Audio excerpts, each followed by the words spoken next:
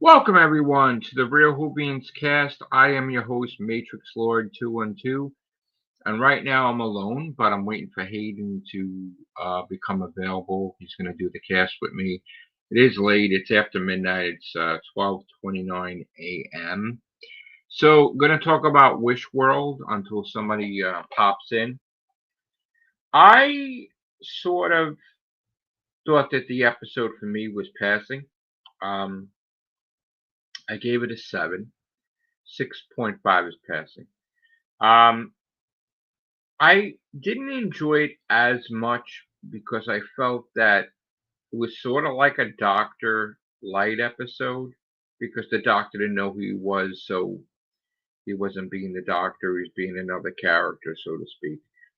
I did love that the Ronnie was excellent in it. Mrs. Flood's Ronnie too. And I did notice that Conrad saw Miss Flood as the only person that's ever cared for him, and he was being very nice to her because no one has ever been nice to him. Mrs. Miss Flood was nice to him, but his own mother slapped him. So you could tell right there that there's going to be a betrayal where if the Ronnie turns on Miss Flood or scolds her or does something, Conrad's going to turn against the Ronnie and probably save the day and wish the Ronnie to be defeated or whatever. That's probably what's going to happen. As far as Omega coming back, I always felt Omega should be um, a whole season arc by himself and shouldn't be shared with the Ronnie. I kind of feel it's a takeaway from the Ronnie, and it should have just been the Ronnie. Forget about this whole unholy trinity nonsense. The Ronnie should have just been the villain. Um, what's up, Scott? Going good. How are you? Doing good. What did you think of the episode of Wish World? Not bad. The ending I was not expecting Omega. I can definitely say that much. Yeah, as But much as the rumors of this stuff was leaking, I was not expecting him, and yeah, I kind of feel like they could have saved him for a whole season by himself. yeah, But yeah. I have to say it was quite good. And when the doctor and his companion woke up, and started acting as though they had no idea, acting as like they were a married couple. Although that was kind of unique. yeah, that was right. Yeah, and it's like they had no knowledge uh, of all that. What's up, Hello. Hayden? Hello. Hello, And everyone. then the fact that Mrs. Flood turned out to be the Ronnie from that previous thing, I thought that was quite unique on their behalf. Yeah, Still, I know it works, but I just wish they would get rid of the old I agree. by the Biogeneration. by regeneration. They could have done something easily. So Yeah, I sensed though with betrayal. I sensed that the Ronnie's going to betray Miss Flood, and Conrad's going to side with Miss Flood, and then yeah, Conrad's going to defeat the Ronnie, and then I mean, we got Susan in there, we got Rogue in there, we got all this stuff going on. It's too much, but yeah. um, Hayden, what did you think of the episode? Why don't you give us your thoughts? Here we go. I gotta say, I like the vibe of the episode. Like just the idea of it's sort of like a, idealist 1950s society today. Mm-hmm. It's a bit of fun. Shooty and Verada, they seemed like a cute little couple. You know, nice little breakfast time. Baby Poppy running around. Yes. I think I don't know. I think if this show was written for 6-year-olds, it would be very intelligent. But we've seen Doctor Who for X amount of years of our lives, and it's sort of like we're just repeating the same story twists over and over and over again. Like Mrs. Flood and the Rani are just the master John Sim and his wife now. She's going to turn in the end on the Rani. Like she's probably going to Yeah. put a gun up to her. It's just sort of the end of time again. They're going to try to let Omega through the gate, and then something's going to stop him from coming back through. Do you know what I mean? And Yeah. it's just these same old twists over and over again. And again, do you know what I said to you last week about why do we have to keep making comments about um, Ruth? Is it Ruth Madley, the actress? The one that's in the wheelchair? Yeah, why do we always have to make wheelchair comments to her? It's like Yeah, I RTD want is. to. All right, so I'm going to ask you Yeah. some questions because I was kind of disturbed by some things in the episode. Yeah. All right, so we know that Russell T Davis's weird perception of reality is very different than he used to because be. he's going to take Dad Russ out of his wheelchair, yet he has her in her wheelchair. It's like he's trying so hard to be a good person, but he's projecting his like inner deep thoughts that he's actually kind of ableist in a way. It's so odd. I can't explain it, but it's like he's like, here's someone in a wheelchair. We're really trying to show you that they are worthy of being on screen, but he has to throw in jokes about them being in a wheelchair whenever they're on screen every time. Every time. And why would someone in a wheelchair ask Ruby if she's disabled? Yeah. But I have to ask a controversial question though that was just gnawing, and I don't think you can answer it, or Scott. But Russell, I don't even think could answer it because all right, so Russell T Davis is gay, right? No. Well, okay, so wait. No. Scott, don't make me You laugh. could have knocked me over with a feather with that. Ah, shit. All right, wait. So he's gay. So I have a question. Is it possible for someone to forget they're gay? Like, how, if should he get, okay, the doctor is, correct me if I'm wrong, right? This doctor is gay, right? So how could you forget you're gay? And then it seeps in that he's gay? I think what it was is that Conrad has tricked everyone into living into a society where nobody lives by anything but the society he's created. So everybody is straight. Nobody's gay because you're not allowed to be. So Conrad is supposed to be a representation of us. Yeah. Or not us. No, not us. No, I'm sorry. Wait a minute. No. I don't mean us. I mean Mr. H reviews. The way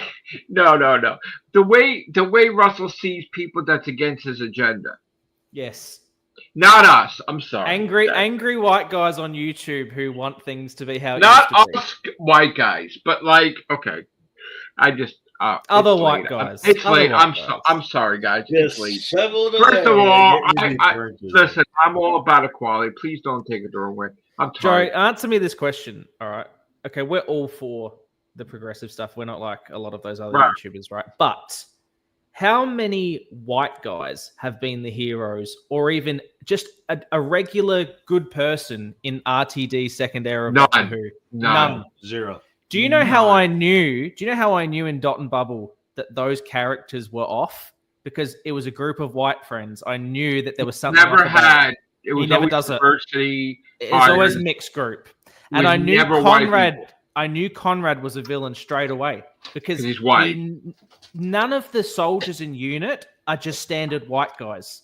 They're all women, and they're all like just the ones that get killed very quickly, or are very stupid, and get basically told you know what. What you're talking this about. Annoys me, right? Because he's trying to be intellectual, but he's insulting all the causes that he stands for.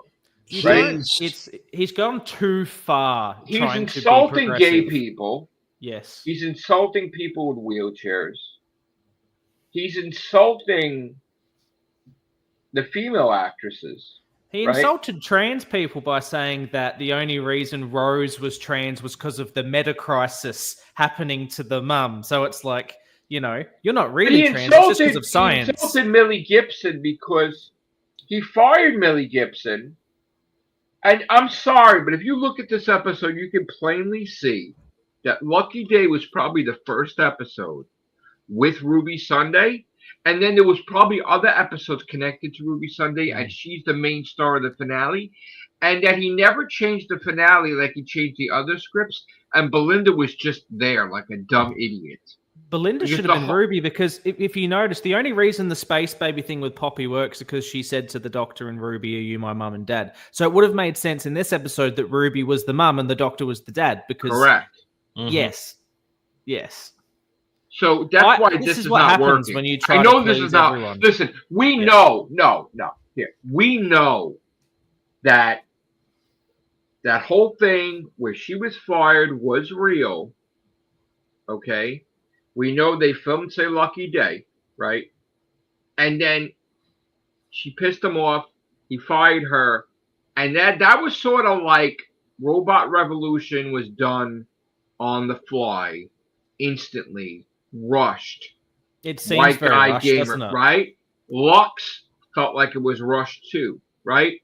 The only time it felt like they spent time was like the story in the engine. The well was the best thing that I've seen, Yeah, that right? was too. Yeah. The Interstellar Stone contest wasn't even by him, but you could see his influence into it. But it was not meant to be Belinda. It was meant to be Ruby Sunday Well, there's because nothing about Belinda that adds to any of those stories. It could like have been Ruby anyone. Sunday was supposed to be the one saying that's not you, that's not Yeah. him.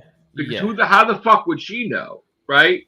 So I'm just like, I kind of feel that he sabotaged this season. Like this season could have been so much better if he would have just dealt with with Millie Gibson. Now again, I do like Barad the see through, whatever her name is. Yeah. But I feel that She was thrown in last minute, and that's why Yeah, they got her exactly. from She was Boom, just because like, they "We said need that a girl was quick good in Boom. actress, so we'll Yeah. toss her and that in. was who Moffat hired her, by the way. So Yeah. like, yeah. And you know it's easy. You know when you're applying for a new job, you've got to go through all of these different sort of. You've got to fill forms out. You've got to didn't wait have for to. clearances. You She got was it. already in Boom, so it's like you're already in the She was system. in, You're and coming she back. didn't even know. But she didn't even Yeah. know. Like she was just boom, you got it. Well, she's on Like, Disney okay. payroll because she's in Andor, so they've probably gone Correct. Andor girl, Doctor Who, done. Get her back. Correct. Easy to work And with. again, Easy to work with. How many things has he taken from Disney so far? I mean, this was one. A lot. This was Agatha. This was like I'm looking at this and I'm like, oh fuck, he did WandaVision, and WandaVision is one of my favorite shits. And I'm like, oh fuck, we did because the Vision in working with the people in the town, and Yeah. and now instead of Vision, it's the Doctor, and I'm like, fuck. And he really, I'm sorry, it wasn't done well. It wasn't because he started throwing the cornball British shit in there, like tables don't do that, or you're an ambulance, like stuff like that. You would never see in anything else other than Doctor Who. So it's like, oh god. We go back to the villain in the first episode. You know, the incel who he mopped up off the floor as a semen stain. You remember all that? Yeah.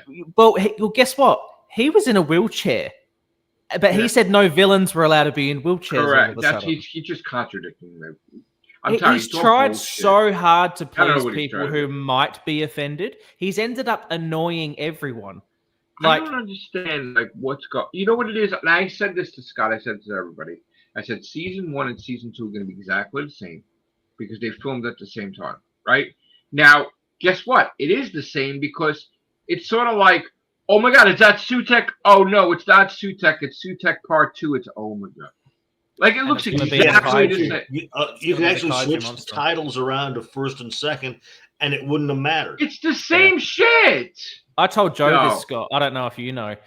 What are the chances Sutek's going to inhabit one of those bone skeleton creatures and terrorize the should. city? He You've should, seen like, the one- trailer, but have you seen One the will be trailer? Godzilla and one will be Ghidorah. Have you like, seen that it's- the eyes are glowing blue? Yes. You know how Sutek's eyes were Yes. not I Sutek. know. Sutek had green eyes, but Omega had colored eyes as And, well. and, didn't it? and I'm sorry, but I'm biased towards the Empire of Death and the Legend of Ruby Sunday because I got my wish and I got Sutek back, but I didn't get Sutek back the way I had Sutek in Pyramids of Mars. Like, all right, he was a dog, but I'm like, oh, they're gonna show the way he originally is, right? No, and I'm like, all right, well, maybe this is a sort of like they'll still show him eventually. No, they haven't. No. And why are we doing this bigger is better? Why is Omega a dinosaur? Like It's the Star like, Wars sequel trilogies all over again. It's the Rise of Skywalker where we've got the Emperor back. How? Well, I don't know. Let's just throw him in there and everyone will love it. somehow he survived. Like that's the dumbest fucking Toss and line stuff I've ever. against the wall and see it sticks. That's That will basically what always it is. be the dumbest line I've ever heard in my life. So Somehow the Emperor survived. All right, let's deal with it. No. How How bad do did you he think fucking next week's going to be? Like, honestly, Bad. do you know how many plot threads he's going to wrap up in an hour? Bad. I think it. It's going to be bad. Again, Russell, I'm really sorry, and I love Russell, and I'm sorry. I don't kiss anybody's ass as much as I love Russell, but I think it's going to be shit. I'm sorry. I think it's going to be shit. There's no reason to believe it's going to be good based on the last 10 episodes. And I think, you know what? Somebody needs to take Russell out for a big fucking... Marty, take Russell out for a drink and just talk to him. Because why does it feel like the show is so... It just feels like it's written by a teenager who loved Russell T Davies, not by Russell T Davies. There's something missing. Do you know what I mean? I know what's missing, though. But, all right, I'm going to say something. And I do want to apologize to Russell in advance. Yeah. For something I'm going to say that's very controversial. And I want to tell you from the bottom of my heart, I am so sorry for saying this. And I don't want you to take this the wrong way. And I don't want you to forever hate me. Okay? But I've lost people before, and I understand this. But ever since Russell T Davies lost his husband, he has never been the same. And he lost his husband around Doctor Who time when it was over. And then he became something else. I don't know if he's thinking that it would have offended his husband, this or this or this or this, or maybe his husband was in a wheelchair in the end, and he don't want to offend. This is what I'm thinking it is, and I think he needs to forgive himself. Like he didn't do anything wrong, and it wasn't his fault. Like his husband died, and it wasn't any of it. And I think he's just overcompensating, and I think that it's changed him. And I think he's so paranoid about offending people that when he does offend people, he snaps at those people when they say, "Hey, something's wrong." Like he's ended up offending everyone, really, hasn't he? You don't need to protect anybody. You just need to write good Doctor Who and write the way you used to write, and not give a fuck about things. And if things happen, things happen. He's always been conscientious.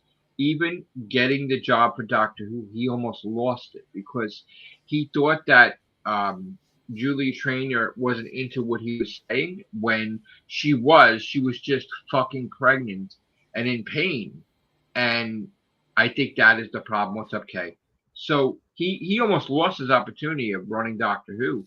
She was all for hiring him, but she just was pregnant and in pain, and she was whatever. I saw that story today, and I'm like, this is him. He's conscientious. He's thinking about, did I screw this up? Did I do this? Do I offend people? It's magnified now, though. It's magnified where he's thinking he's offending everyone. He's projecting his insecurities of offending people onto people, and it actually ends up offending more people because he's overcompensating. So at the same time, he's like another person, like a multi-personality disorder, where then the Russell T Davies with the ego comes in, and he's like, "You don't like it? I don't give a fuck. Fuck you." It's like, it doesn't make sense. Wait a minute. 1 minute you don't want to offend people in a wheelchair. There's someone in a wheelchair says something to you, you're like, "Fuck you." Wait a minute. He said tough to that guy who was in a wheelchair who's like, "I don't like the Davros thing," and he replies, right, but I think what it is, I think he's in shock, and when he's in shock and he's backed into a corner and whatever, then he reacts wrong. No one's perfect though, are we? Like, we all do silly things, but it's like with that much power to run this show and have the canon be whatever you want it to be and to change an entire history of a story that everyone around the world loves, it's hard, especially when your audience is mainly white guys. It's like, why are you having a go at them and telling they're evil? We're not the enemy. Like, he's a white guy.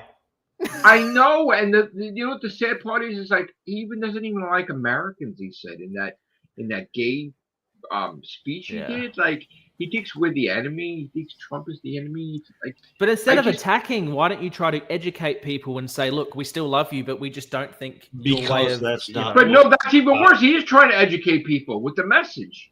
Yes, but he's telling you you're a bad person first. I'm not actually, though. That's the whole point. This is the problem. What are you going to say, He's Scott? going with the Hollywood crowd. And the way the Hollywood crowd is doing is if you're white, male, straight. But that's good.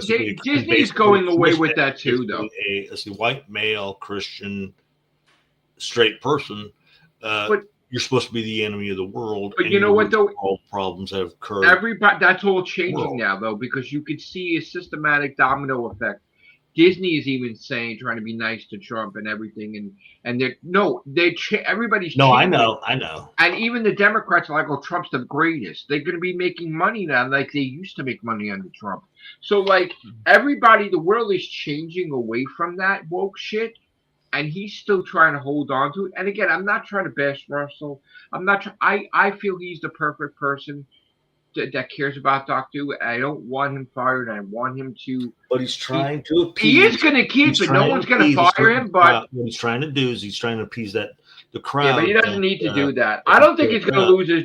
Look, I feel he's still going to be the showrunner, but why can't you include? Can't you include more people without excluding other people? White people? Can't you just put? Can't we have more? People? We can have more people of color. We can have a black doctor because he will start alienating those people he wants to suck up to, and 2-to-1, the majority of those who he wants to suck up to are the people with this. See, I'm not. You can't misinterpret what I'm saying. Like, I like Russell, but if he does things wrong, I say it, right?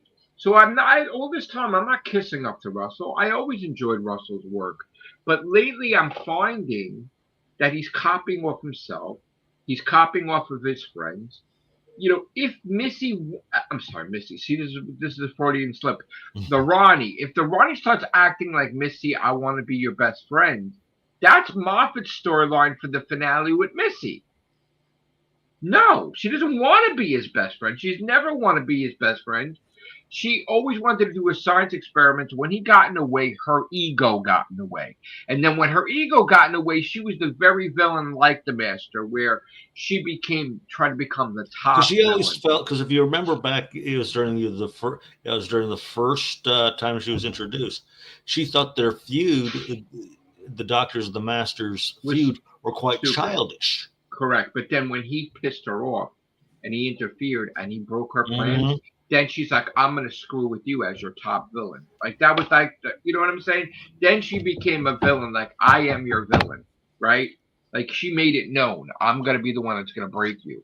And she kept It's just very convenient how he's tried to tie everything in with each other. Like, the space babies are connected to the Wish World from Conrad, which is connected to the Vindicator.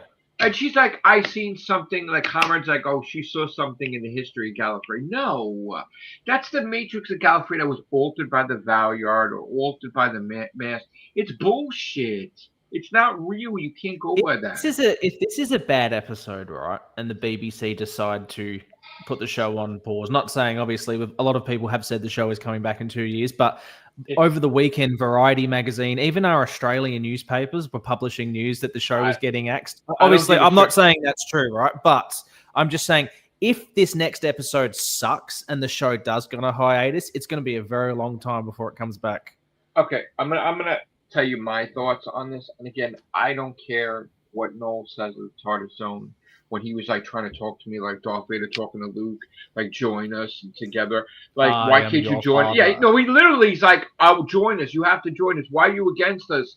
Why are you against me? Why are you against Dan, Type 40? Why are you against Rabbi? Why can't you be? Why are you completely different and you're the only one that's saying that Doctor is going to continue on Disney Plus? Why can't you be like us? No, because the evidence is there. Look at the Christmas specials. Look at the specials that are, but I have a source that's different. Like you said, if they're honestly going to terminate Doctor Who, they'd be cutting their own throats because of the Christmas specials and the sci-fi. But my source is different from his source. His source is bullshit. Mine isn't. My source is in the BBC. Then we have people on set. Then we have Marty. Like, Marty talked to Russell. So it's like a whole, like, everybody is telling me, not everybody, now it's just the BBC, just telling me that Doctor Who and Disney Plus are solid. Judy's solid. I don't care what they all say. Could Russell be in denial and keep saying, no, it's happening, but everyone's like, Russell, it's not. No, it is happening. Yeah. Russell, okay. Disney Plus isn't there to get, that's it. This is what's going to happen. TARDIS Zone has been more adamant about it. Type 40, all these people, and I like Type 40, by the way. So I'm not trying to bash Type 40, but they all were brainwashed into thinking that Disney deal was done, right? And you can't really predict a year ago that Disney deal was done when they still have to pay money and all that. Yeah. All right. you're going to see Disney Plus announce season 3. And then you're going to see the TARDIS Zone have a fucking meltdown, okay? Because he tried to brainwash everybody that that's happening. You're going to see all of them now try to explain how they got it wrong. And they're not going to be able to do it. Sensphere is not going to be able to do this. Type 40. There's not going to be any way they can explain how they got it this wrong. And some may even quit. Okay? Actual quit because they're embarrassed that they got it wrong. They literally, from thumbnails to fucking, I mean, look at Rabbi with those thumbnails. The only reason I'm mentioning Rabbi is because he came after me and attacked me recently for no reason because he was tricked. And you know what? He said, I'm looking for attention. No, you're always been the one for attention. But they try to make you believe that, and they believe their own lie that they created. They actually, just think about Type 40 and Mr. H, and the old thing like the TARDIS was packed up. And they're like, we had people on set. And guess what? Doesn't matter how many people. It doesn't matter how many people you had on set. And bullshit, oh, I seen the TARDIS packed up myself. They didn't know what to say when they fucking was proven wrong that the TARDIS wasn't packed up. They were embarrassed. Mr. H was completely embarrassed, right? And I said to Mr. H, like in a comment to him, a message to him, or whatever, I agreed with you with everything you said except your Doctor Who content. Okay, because we've always been a fan of him on the Everything Show. I said, I just don't agree with anything you say with Doctor Who. I'm sorry, right? And I had to shove that in there. I had to clip you. I had to do that. And you had to learn that you said 100% definite the TARDIS was packed up, and it wasn't. And I proved Mr. H wrong. And he didn't like that when people said that on Twitter. Look, Matrix Lord clipped you. I don't care what he does. Because he knew it. He was wrong. He knew he was wrong. And I proved he was wrong. So that's the point, is that you cannot come out here and say these things. You want to have an opinion, you have an opinion. If you want to speculate, you want to speculate. But what you have to pay attention to the way they say it. Even on Sensphere, even on the Type 40, their opinions are seeping into making it reality. For the moment. Okay, let's say they saw the stuff being taken down. All right. What was the reason behind it? Were they done with that set at the time? They've never seen it taken down. They lied about it. Packing things up to move it somewhere else. But they lied about it. They like, we know for a fact. And they have. And they haven't really admitted, oh shit, how could we fuck that up? They should. It's like I've said umpteen dozen times. It doesn't matter if they've lied a million times. That one single time, they just by happenstance to get it right. That one time will be pointed to. That's like lies and comments about. That's like Noel, where Noel said Doctor was canceled 2017, 2018, all the way up to 2025, never happened. He says, Jodie's leaving, Jodie's leaving, Jodie's leaving. He said it every single year until the year she actually left. And he's like, look, TARDIS Zone was right. No, TARDIS Zone's a fucking idiot. Yeah. That's your, oh, humans breathe. Humans breathe. I was right. You're a fucking moron. And he's like, oh, I called the Sea Devils returning. No. We called the Sea Devils returning way before you did, and it's timestamped, so shut the fuck up. Okay? Shut the fuck up with your lying bullshit. And you want to fucking go after me heavy since August, and you want to fucking attack me. I just embarrassed the shit out of TARDIS Zone today. Because, yeah, I found out he was talking about me 2 days ago, right? I did an experiment today, right? And I started doing YouTube shorts, right? I got more views on. I did multiple shorts. Yeah. One short did 1,000. I saw one of them today. It was more views than his whole entire fucking live stream of a review of an episode that was hours long.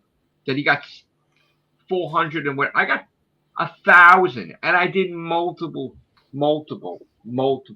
shorts today. I got over almost 3,000 views today. Not even trying hard. So, like, he's pissed off. I don't care. don't go after me because I will embarrass you. Mm-hmm. Don't say to people that I got 5 people watching and nobody watching because I showed statistics. I showed receipts. You're a fucking idiot, Tardizo. So I'll embarrass the shit out of you. And now that you tricked Rabbi into it, I'll embarrass his fucking ass too. Oh shit! I need to take That's a breather. goddamn right. That's you damn right. Like the waters of Mars all over again. All I do is win, win, win, no matter what. I don't watch any of those other podcasts. The only news I bring up's from like Deadline Hollywood have been reporting today. I know, Deadline, that's pretty bad. That's like the biggest trade in Hollywood. They know everything, and they're saying, "Look, Doctor Who, it's not looking good, man." I don't still believe it. I don't believe it. Do you think? I know that. Look, obviously, all of your sources, right, and all the news we've been talking about that the show is continuing has been, from the last 6 months or so. Is it possible, though, in the last 3 weeks that someone has pulled the plug? Okay, I'm going to tell you right now. Do you know what I mean? I know because you know how I was talking to Joe about this today. Right? Yeah. Sorry. And I said there is one thing that may not be 100% now. Okay, and that is. And again, this is not something that happened last year. This is something that happened recently with the Shooty Gatwa, Eurovision, him against Israel, him backing out. That may have been a thing. And again, we know, right? Because they never want to get caught with their pants down. They always film something in case an actor gets fired as the doctor. In case you didn't know, just to save themselves, okay? Maybe him standing here like this and whatever like this or whatever, right? And I'm not saying he went to film the regeneration on purpose, but like I feel that the Disney Plus thing is definite. The Shooty thing was definitely going to be definite with the season 3 and everything, but now there's stuff coming out about BBC being angry. That they may be angry. I don't know. I'm like 99% now about Shooty. I mean, he's supposed to be that all the scripts are linked to his characteristics. The when he's gonna fight the Daleks in season 3, like that's connected to his final story. That's his final story, really. That's how he's gonna die, probably in a Christmas special 2026. So like. We've got 5 days. 5 days to go. I think, Joe, I don't know what Scott thinks. I think he's going to regenerate. What do you think, Scott? Do you reckon he's going to stay or regenerate? He's going to stay for 3. You think he's going to stay for 3? All right. I'm going to say they may take. I'm still saying he's staying. Right, because I like him more and more each week. More and more each week, I like him. I know. I'm saying he's staying. I still think it's bullshit. But I won't be mad if he stays. If it is Billy Piper regenerates this week, do you think? What if the backlash, right, is so bad? Do you think they're going to renew the show? Like, what if Disney go, no, we do not. It's already renewed. It doesn't matter. It's already renewed. Even if the backlash is just so bad, doesn't matter.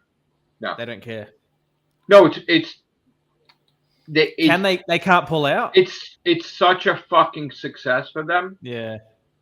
That all these that's the funny thing. All these assholes are reporting. Okay, I'm sorry. Not all assholes. Some people are reporting the ratings are terrible. They're not assholes. And some people are reporting the ratings are terrible. They are assholes, right? So it's just they're all reporting the ratings are terrible. They're not reporting the correct ratings because they don't have the statistics. According to Disney Plus, when you have Disney Plus where everything was failing, when you have a success, and if it's not as much of a success as you want it to be, but it's still a success, it's a win in the win column, and you can't be picky. So with all the failures that they had lately, that's a success. Doesn't matter if it's as big as they wanted it or whatever, it's approved. Okay, the show and they definitely be doing than Jodie's run. It's definitely doing better. They're not. So many more people talk about okay, and the misconception they are not choosing the doctor. They're not. Russell is in complete control and charge of that. Right? Maybe some people in his camp don't want him to choose a female doctor, but Russell's going to do what he's going to do, right? I still feel that I think the bigger meltdown will be not if Shooty regenerates, but that I'm right with everything I've said, and all these people were putting all their eggs in a basket like Tartazone, trying to promote that I'm so wrong with everything. And now with me getting every single thing right, he can't possibly continue. There's no way that he would ever be able to show his face on the live stream ever if every single thing I said comes to pass. He can't explain it. He will literally. He's very immature. He's very violent. He will break shit. He will be gone. He's not going to stick around. He don't want to talk to anybody. He's going to be embarrassed. He's going to need therapy. Have you ever heard of What Mike? if there is going to be a regeneration thing? What? What if there is going to be a regeneration thing? What if what we're seeing is actually Omega? The whole notion that he's, and it's not exactly a regeneration thing, but they're using that regeneration energy to try to form his body. And if I was, that's a regeneration for. If I was Russell and I was going to trick the audience, I would have Susan regenerate, or I would have the 14th Doctor in there, and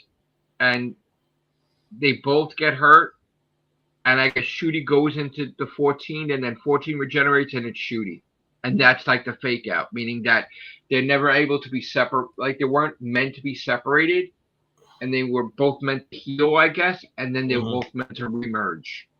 So I would fake it out where you think, all right, Shooty's going into David Tennant, like as regeneration energy into him. They're both hurt from battling Omega and Ronnie. And then David Tennant properly regenerates into Shooty. And then it's just, that's it. There is no another way they could do it. Another way they could do it is forgive the vernacular. They cut it just as he's regenerating, using your same idea, but they save that notion. So they cut it off then they suddenly cut it off as a cliffhanger. See us with the Christmas adventure, and that's when they recontinue the. So you know what it is? They can't, because Unit. Here's the thing. Whatever happens, this is what has to happen. Unit has to go off and fight the Sea Devils. So the spinoff is next. So they can't Unit's with him and then he regenerates, because no, he's got to go off and do whatever, and they got to go off and do whatever. So if he's going to be regenerating, he can't be this whole thing can't be with Unit. Unit's got to be able to go and be stuck and be thrown to the wolves without the Doctor's help for whatever reason. We just have to figure out what exactly is going to happen. I've got a question about this episode this week. Ruby Sunday dies. I still say it. Wouldn't it be sad though if Ruby dies and then the Doctor regenerates in the same week? No. I think what the thing is that she dies, and Russell is that's why they hired her back, because he felt he fucked up what she did, and they're going to undo the death. So they had to go back to where she died. Maybe he did something, or maybe he put something on her, and it looks like she died, and he tricked himself, and then he went back and either recovered the body, or she came back to life, or whatever. It's gonna regenerate. So the person regenerating is in reality Ruby, in a manner of speaking. There's gonna be something. Is it the real Ruby? Because didn't Conrad create the whole world and everyone in it? No. Conrad, they all existed, so he didn't create.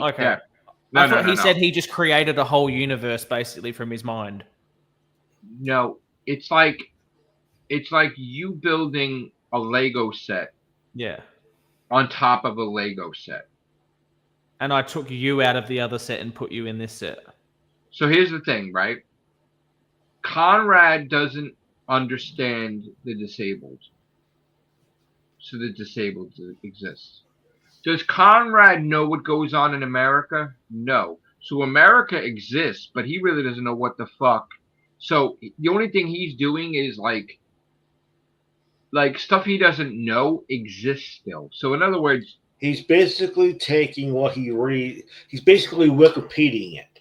He's Oh taking no, doesn't I'm believe- saying though, pieces of is Here, this he's a basically parallel looking at Earth somebody's he's added to created? Wikipedia, not realizing a lot of that stuff is made up from Yeah. somebody's own. it's like in other words, Is it the real Ruby, or is it just a manifestation of no, Ruby that they're he's all made? real, They're all but he's real. trying to shape around them. How did the Doctor even get there? Like, where did Captain Poppy come from?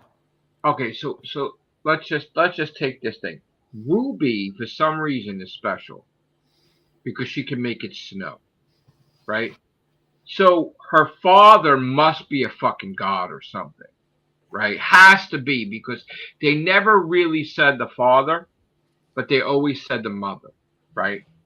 So either her father is gonna be the fucking god that's the baby in there with the wishes and grows up to be a father or something, Conrad's but her she father. no, not Conrad, the baby that The he's baby, taking care of. yeah, the baby that he's using the power from. Yeah, Right, yeah. or something. But Ruby is special, okay? And she can see through shit just like she could remember reality she can't. So either she's a fucking Time Lord or she's a god. She's something, okay? So, and again, she's so, listen, it was just announced Ruby's getting a Barbie doll, right? God. No. But this is a big deal. You want to know why? America's giving her a Barbie doll, right? And he was in fucking Barbie as Ken. So like Russell was got to see this and say, "Oh shit!" Like capitalize on that shit. She's the companion again next season. Wake the fuck up because everybody loves Ruby Sunday, no Do you think matter she's coming what. back next season? I hope so. I fucking hope so. I would have both of them in it. Because I got to tell you, I like that dynamic when they were talking to each other and joking around. I thought that was fucking fantastic. I would love that shit. Both of them being But Russell usually gets rid of the companions after 1 or 2 seasons, though. I mean, not Rose was the companion for like 2 years. Then But the thing there is that he had the same doctor, though, so a different doctor. So that's how he kept the same companion. I honestly think. Well, here's the thing, right? Do we know why the actress was treated unfairly, Walter Jones, where she was out? Did she ever fall out with Russell or no? No. Why was that? There was something happened that. The only thing I know is that she said that there was some racist fans when she was first cast, but I don't know what happened while she was No. filming. There was somebody connected with the show that. Well, here's the thing. This is his opportunity to do Walter Jones justice and put her in the damn spinoff as the lead. Yeah. Because I don't think it was a coincidence her mother was in the premiere because her mother's probably in the spinoff. And she's probably in the spinoff. And her sister is in the spinoff, but not as a sister. I don't know was her mum in the premiere? Yeah. In what? Her mom was in the thing where they had Joe Martin, they had Michelle Gomez, the party. Oh, okay, Yeah. sorry, yeah. Because I was thinking, I knew I saw her. I thought, what the hell? Yeah, she's probably in the spinoff. Probably. That'd be good. Yeah. Martha you know Jones what? was my first crush. You know what they're gonna do? They're gonna say that the Sea Devil killed Mickey Smith. That's what they're gonna do. No, that's what they're gonna do because so this is gonna be now. There's the aspects of her personality where she was gonna be a doctor, and then when she drowned, she became a soldier. So now was she even rumored to be in it, or are we just assuming she's gonna be in it? She was massively rumored to be in it. Yeah. So now it's gonna be a thing. Is she against the Sea Devils? I would say it would be her because is she against the Sea Devils or is she like trying to help the Sea Devils? And if Mickey Smith dies, then what's up with that? I don't think there is a third person. I think that's completely wasn't that the other? I thought it was the other. No, that's a comic book strip. I don't think that the storyline about the unholy trinity is completely different than. I don't think there was 3. Honestly, I think that was a comic book strip that the Other existed. The Other never existed in real Doctor Who. Let's chat lore. GPT this. No, you can't because it's not. There isn't. The Other was only a comic strip thing, or it wasn't a actual or Big Finish. It wasn't an actual Doctor Who canon. The Other. Let's check. No, it's not. The Other is not canon to regular Doctor Who. It's only to Big Finish or the comic book strip in Doctor Magazine. It's not. There wasn't 3. Rassilon, Omega was the president, did the experiment, got trapped in the animated universe.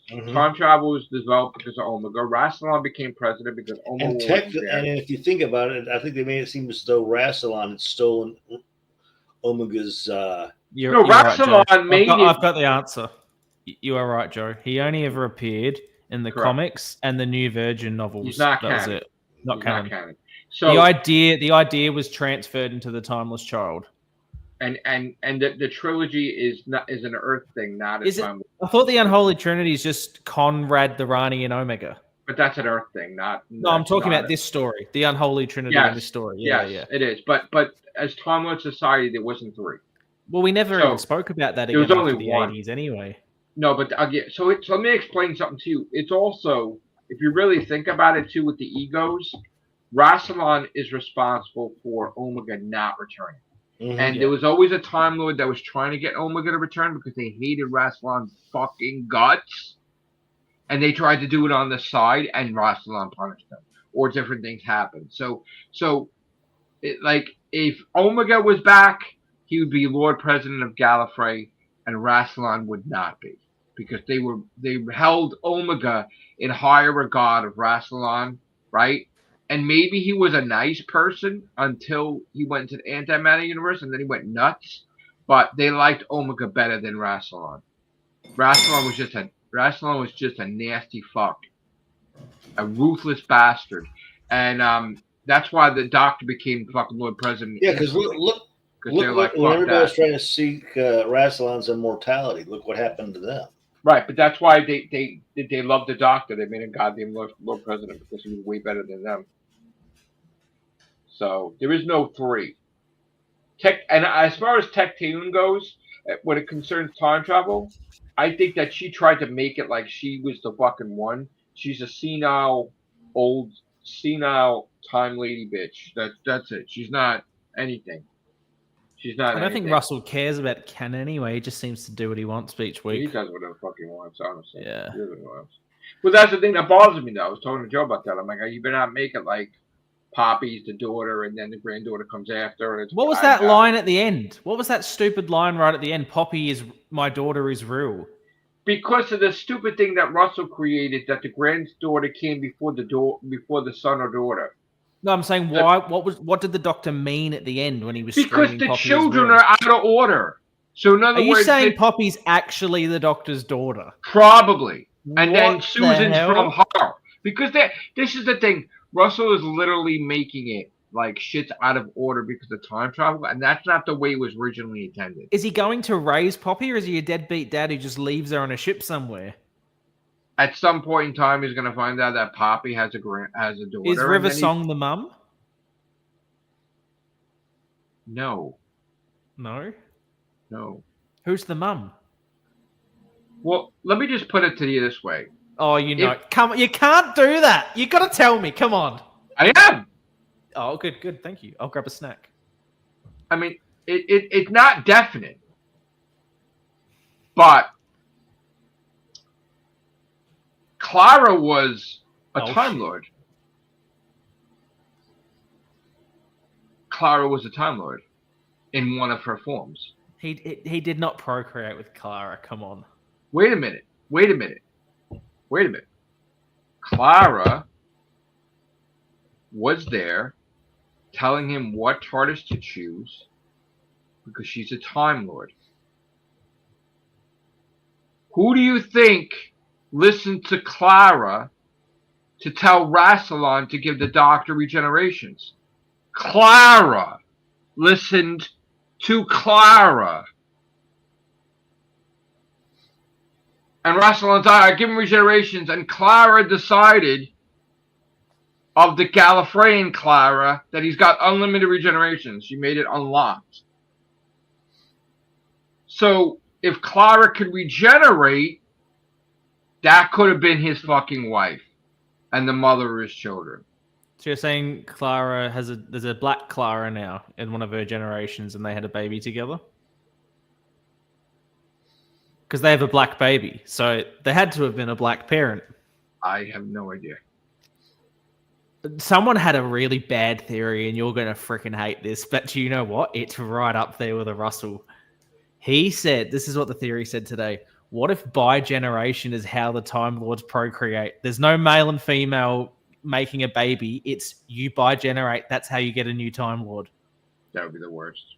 How bad is that? That was what was going on in the So that Discord means today. that the Ronnie isn't really the Ronnie, it's the Ronnie's daughter. Yeah, and that means that Shooty is the son of David Tennant.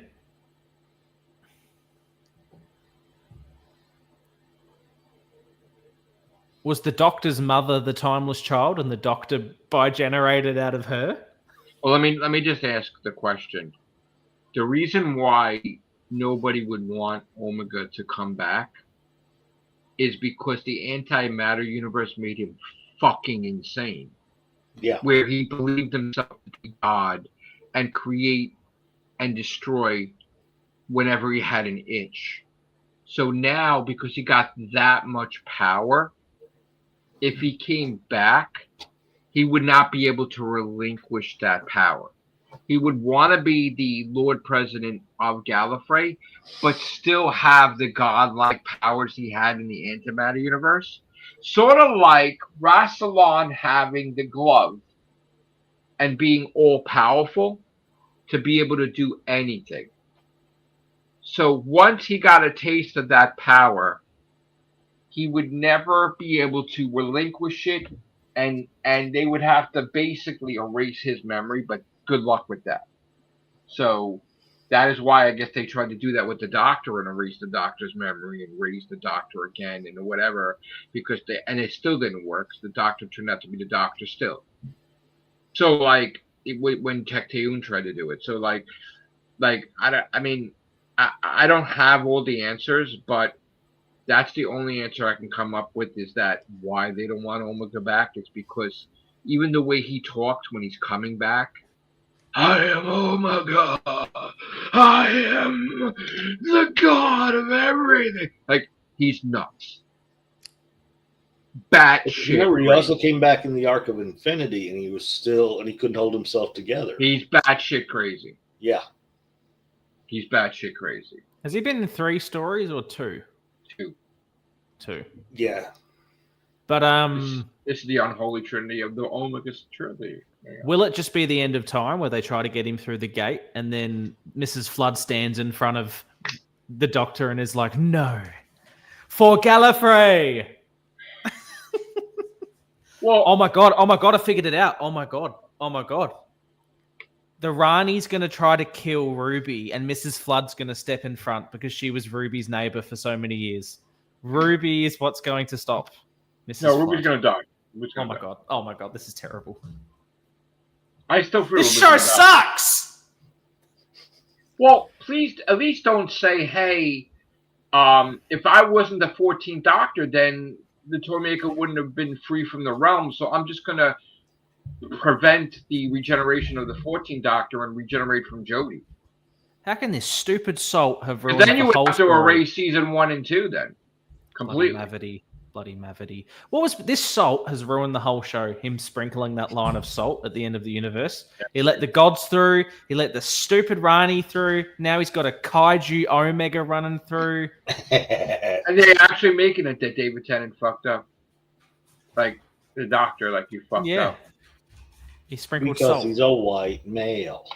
And No, he's they a gotta make male all white presenting males Time who are Lord, straight remember? and Christian to be the villains. He's been defending Shooty, trying to piece the ways with Shooty with everybody that's mad lately. Overboard.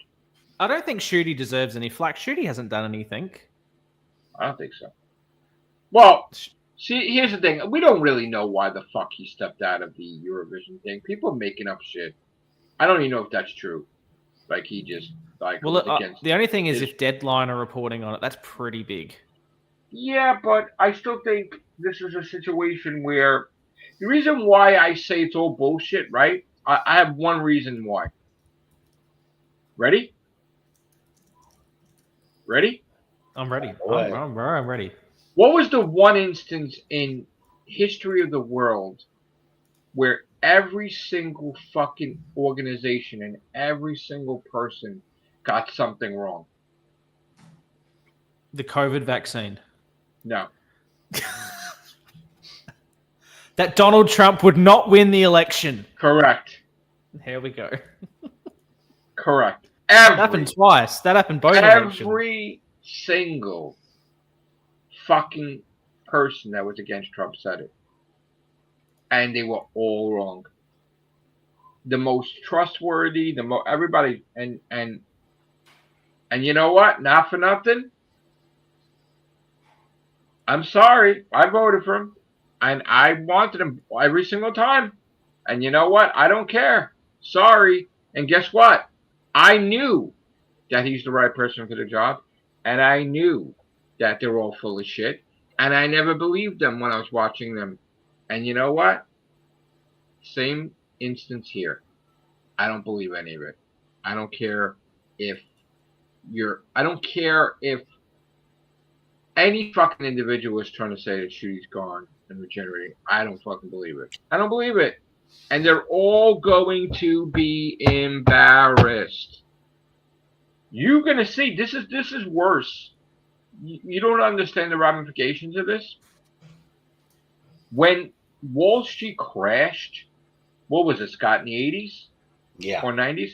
People were jumping off the fucking buildings, right? Like destroyed, right? That I'm afraid about Whovians that are gonna fucking flip out like that. Because they're not going to, in this society where they're all brainwashed, like ants and soldiers, and they keep repeating all these lines. Like they taking stuff from Tropic Thunder, and they're like, once you go, you never go full RTD, and they're trying to twist shit, and they're trying to bash RTD, they're trying to bash Disney, Doctor Who. Yeah, but they're not going to lose believe their it. money or their houses though from this. No, they're going to lose they're going to, I'm telling you, the fandom is going to go into a meltdown. Well, I don't think there's going to be Whovians jumping off buildings though. I don't know. I'm telling you right now, I They're honestly think. their monitors. Listen, I'm telling you, no, I don't know. I honestly think that people are going to go ape shit. What time is it when over there? It is 1:26 in the morning. You might need to go to bed soon. No, I'm up usually. You're up now? You ready to go? Yeah. I honestly think that fans are gonna go ape shit, like break shit, torching shit, just Fry chips, all sorts. there's gonna be some arrests. I honestly think there's gonna be some. Let me tell you something. Now think about this too. All these people, and I think I quoted you in a video today. You said it yourself. They made it political. Yeah. So they go to their groups. It's like Cheers, where everybody knows their name. They're feeling welcome. They're feeling happy. They're all talking about how much Doctor Who sucks. Doctor Who sucks. Doctor Who sucks. Yeah, it's done. Yeah, we did it. Yeah, right? You find out it's not done. You look like a complete fucking idiot asshole. moron. Yeah. You look like a complete fucking asshole. But they'll find some way No. to come out. They they'll can't. find some of There's them. no Some of way. Yeah, them but come out. do you know the Well, YouTuber I'm sorry. Here's my Doomcock? They're not Doomcock gonna, gets everything wrong and he just keeps going. And it's the same with Mike Zero. He just lies 24/7 and he just keeps going. because that's the way they are. Yeah. But these guys, no, this might be defeat he might not recover. Noel's gonna lose his mind. Sensphere, I don't type 4. I don't know. Like maybe type 40 probably continue, but like I honestly think they're gonna lose their shit because Now, what are we gonna do though if it doesn't go our way? If the show gets canned, what are we gonna do? We're gonna sit back, relax, and take our no. lunch. Listen, I am always open-minded, And whenever I've been wrong in the past, You've admitted it. I have the balls to admit it. Did you get a haircut? Yeah, but that was It looks like, nice. oh, thank you. Yeah. Thank you. Thank you. My barber returned, thank God. Oh, good. No, you told me that. Mario. I just noticed when it was in the light was glimmering on the thank you, right side. I was like, that's a nice trim. That's a nice Thank you. He even joked to me. He's like, thank God I can still cut your hair, that you have hair. God bless you, Mario. God bless you.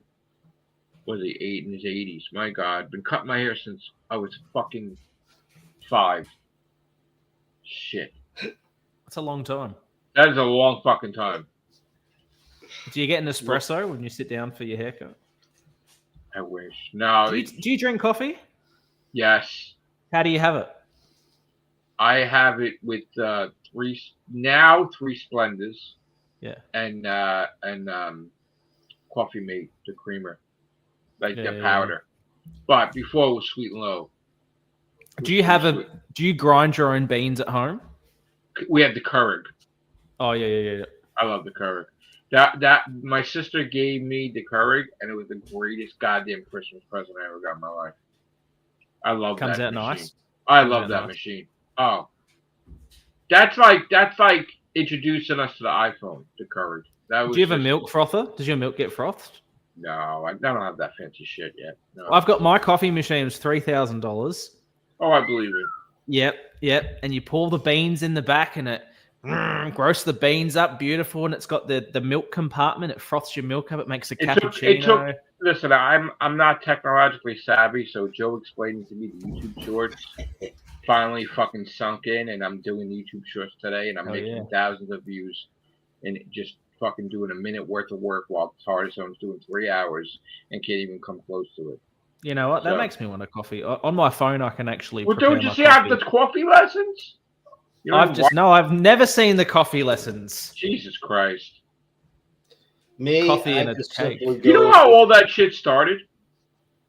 I don't even know if you watch my YouTube channel like that, but there was I think it was Yvette, right, Scott? Yeah. Who they were like, oh, I was talking about donuts or something. I don't know how it came up. And they're like, oh, we don't have donut shops in the UK, and we have to go all the way to Blackpool or something, right? So they go, oh, could you do a video where you show off your donuts? Because we keep hearing you talking about donuts. And I'm like, all right. So I did like a video or 2, right? So then I'm conscientious, and I'm like, oh, I can't do a series on this because all this sugar and everything, right? So I did a live stream, and they were like, oh my God, that was the greatest thing ever. Oh, that's cool, but I'm not going to continue. Why? So in a 15-minute live stream, while I'm in the train,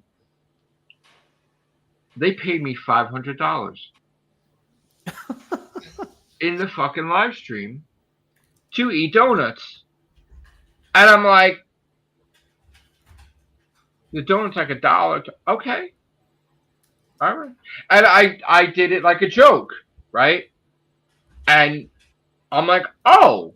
And this is, I guess, towards around COVID times, right? Or whatever, or close to it. And I'm like, oh, I'm making money eating a donut. Yeah, the only thing I do is if I'm leaving, I'll go one of 2 spots. I'll go either up to Ziggy's because they'll at least take an online order, and I've finally gotten to try one of those dirty sodas. Or I'll go to the Starbucks that's on my way to work, grab a green tea, either one of their sandwiches or muffin or something like that, and sit back and do that. So then I'm like, you know what? Let me have fun with this, right? Let me really take the piss and see how far I can go with these lessons. So I decided to do the most plain lesson of all, the water lesson. Oh, the best one of all. The best. Right? I got thousands of views. Oh, it was good. On a water lesson. And I'm like, wait a minute. Now I'm starting to get YouTube checks. And I'm like, wait a minute now. You're saying eating a donut, drinking water, and now I'm seeing money in my bank bigger than before? I'm going to be the best motherfucking food critic there is. I'm going to have fucking chips. I'm going to have fucking Snapple lessons. I'm going to have fucking Prime lessons. I'm going to have fucking every goddamn fucking You lesson had there is. cookies as well. And then I started doing that like crazy. And then people lost touch with what I was. And they thought I was a food critic. And then I got a new audience for that. And then when I tried to come back into Doctor Who, people was like, oh, I thought you were a food critic. Like Noel was like at the time when I was friends with him. I'm like, I'm not a food critic. Oh yeah, but you have all that food stuff. And so I'm like, oh my god, what am I doing? Like it started seeping in. Like, oh my god, what have I done? What have I done? And then when the gaming thing too, like I started doing gaming so much and not Doctor Who, and they're like, what are you doing? I'm doing Doctor Who podcast. What the hell is that? You're a gamer. You Doctor Who, and then they didn't understand it. So I confused the shit out of my audience, like I don't know how many times, because people like, and then they're like, wait, you write books too? Like nobody, because I never, that was like, you know, when I never mixed the books really that much, because when I got trolled about it and they ruined my launch, remember Scott and all that shit? I'm like, I'm never going to talk about my books hardly ever on here. Like I did it one, like when I did the last book, right, Scott? We did a whole fucking a thing about how the book is made, right? But then lockdown and I lost God. Oh God, No. this shit happened. So the funny thing is, I'm telling how my dad's favorite number was 310, which was March 10th, right? March 10th. And I'm like, you know what? I'm going to do that for my dad. In memory of my dad, I'm going to fucking release the book on March 10th. March fucking 11th. Boom. Fucking like lockdown. Started. And then I'm like, oh, all right, what's that? So, Mr. Capriccioso, I'm sorry, but we can't do your book signing. I'm like, what do you mean? You're the flagship of Barnes & Noble, Fifth Avenue in the city, and Union Square. We're in lockdown. What the hell is a lockdown? Oh, We've and seen you're you over the edge talking, again. and I think, yeah, the And I'm like, meaning nobody could come in the store. Yeah. I'm like, what do you mean? What do you mean? and I So think then I'm like, well, wait a minute. it was either 1 to 2 days before you were telling me about all the shit that went on with the cover, all the shit that went on. Right. And we then it's finally, like, I paid boom. $500 on the weekend for these people to work overtime to get the cover right. So what is it? Is it here? Yeah. So in other words, it cost me, what was it, Scott? $2,500. 25 to 26. It was supposed to be $2,000. Yeah. And then I think, yeah, Scott. We were talking about. I had to give them $500 extra, and then we finally got it. It was beautiful. Beautiful. I mean, it's beautiful. Absolutely fucking stunning, right? dude, you should. Right. He was telling me, but the But if you've cut and seen, paste, dude. so for the this cover, this guy cut and paste, right? So I had to fire him because I fucking went, right, Scott? Yeah. I went. Let's put it this way: it was so bad that a kindergartner with crayons could have done a better job. Can we say it? Do you have how that? shitty it was. It's on the streams. So let me explain to you. I'm going to give you a secret, a truth about me. When it comes to the books, and I'm doing the books with my team, to me, the cover is the most important thing, right? If they get the cover wrong, right, Scott? Okay. I'm sorry. I'm the most nastiest fucking piece of shit there is. I'm a real bastard. And I really was. And I was a real miserable fucking dick when it came to the books with the cover to get them to have it right all the time. And let me tell you something. I apologize to them so many fucking times, but they made the greatest fucking covers in existence. And they even told me, thank you for pushing me and thank you for whatever. But I was real fucking nasty. And I've never been this nasty to anybody in my life. And as much as everybody puts me down about being a YouTuber and whatever, no. When I made the book, I was a real nasty son of a bitch. That I was not having it. the cover. I will not release the book if the cover wasn't perfect. And then when I had someone tell me, well, I'm the cover designer for these years and I'm going to do it this way.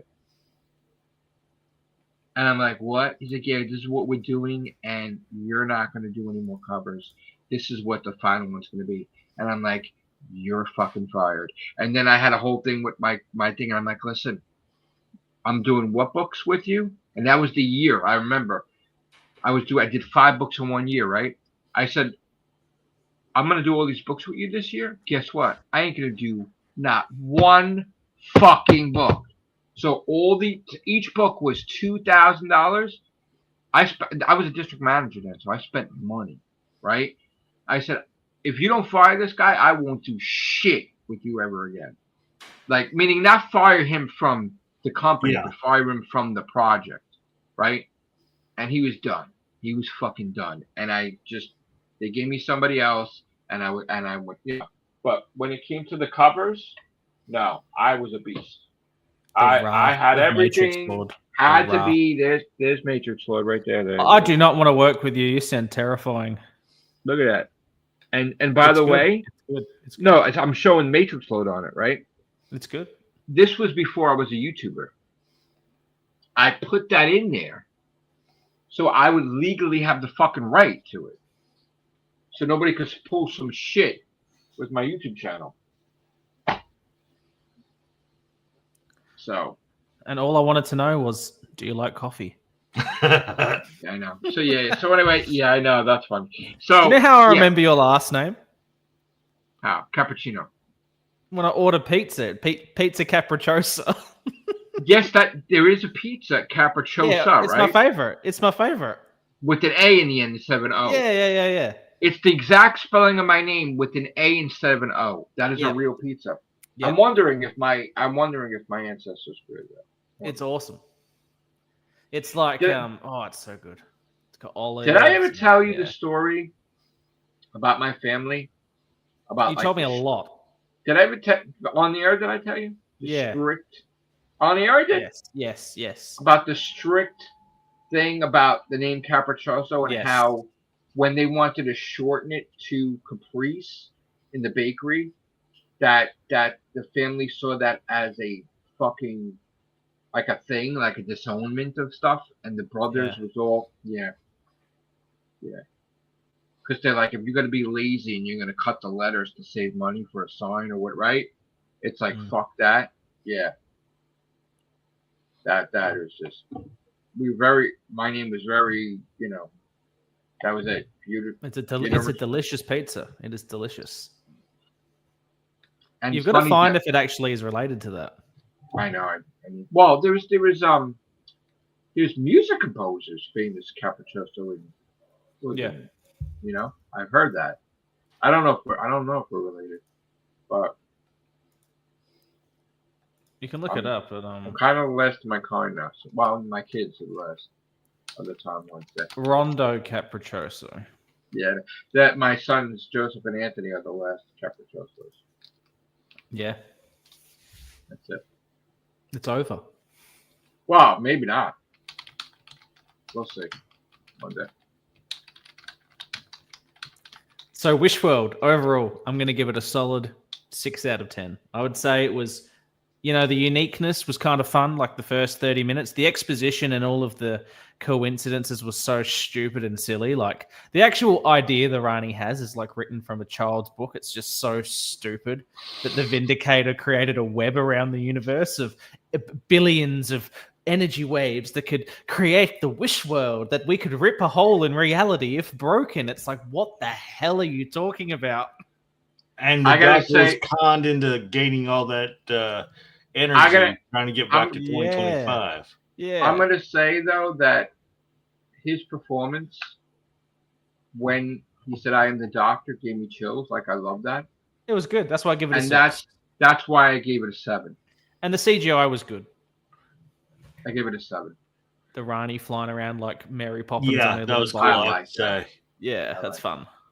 And the bone temple sort of structure. I like the Flash. I like the Flash Gordon speeder bike. And Faries with his little cameo. Yeah, I want to talk about that quickly though. Okay. Yeah. And again, I don't mean to embarrass him. God bless that kid. I know he's not a kid, but when I knew him, he was a kid, right? When he was with the Tartar Zone and all that, he was a kid. And I'm very, very proud of what he's become and how he surpassed me and Tartar Zone and everybody, and it's through his hard work and dedication. And I gotta say, you know what? I'm very happy for him. And I was one of the few that knew he was in it, right? There was very few amount of people that knew he was in it. Marty knew he was in it, whatever. And I'm really like proud of him and happy for him. And I'm also mad at the Whovian community too at the same time because I got to see all the jealous scumbags on Twitter that were bashing Darius because they're a bunch of jealous cunts. So fuck those assholes. Block those people. Jealous bastards. Give it to him. Why can't you give it to him that he made it, right? And he was doing his live stream, and I was talking to him on his live stream when he was live, and he was talking to me, and he's like, "Oh, Matrix or whatever," and I said to him, "What are you gonna do next? Because that's it. You go to the next thing, right?" I said, "Write an episode of Doctor Who next." Honestly, why not? Why do you think you can't? You know what I'm saying? Don't. I have this famous thing, this line I created in my books. If you measure yourself against what you can and can't do, you limit yourself to if you measure, you limit yourself to what you can actually accomplish. There's no limit to what you can do. So don't ever measure yourself. Don't ever just go with it. Just like Han Solo's like, never tell me the odds. Just do it. I can't date Pearl Mackie. Come on.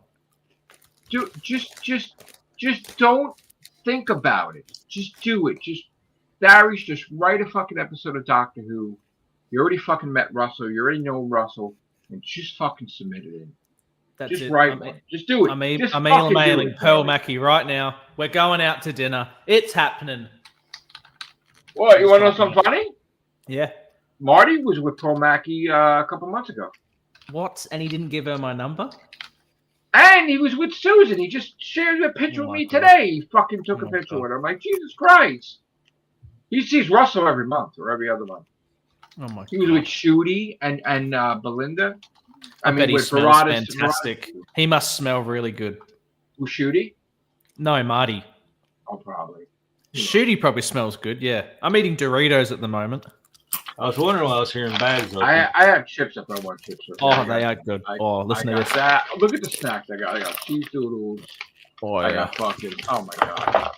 Pretzels. This is like my goddamn. I'm not really supposed to have these, but rainbow cookies. Oh my God. Does that look late? I basically stepped up Maverick and got that guy there. It's a King Hawaiian sandwich. And then, of course, before I left, I had to grab one of their lovely, lovely cookies. Oh, naughty. Oh, yeah.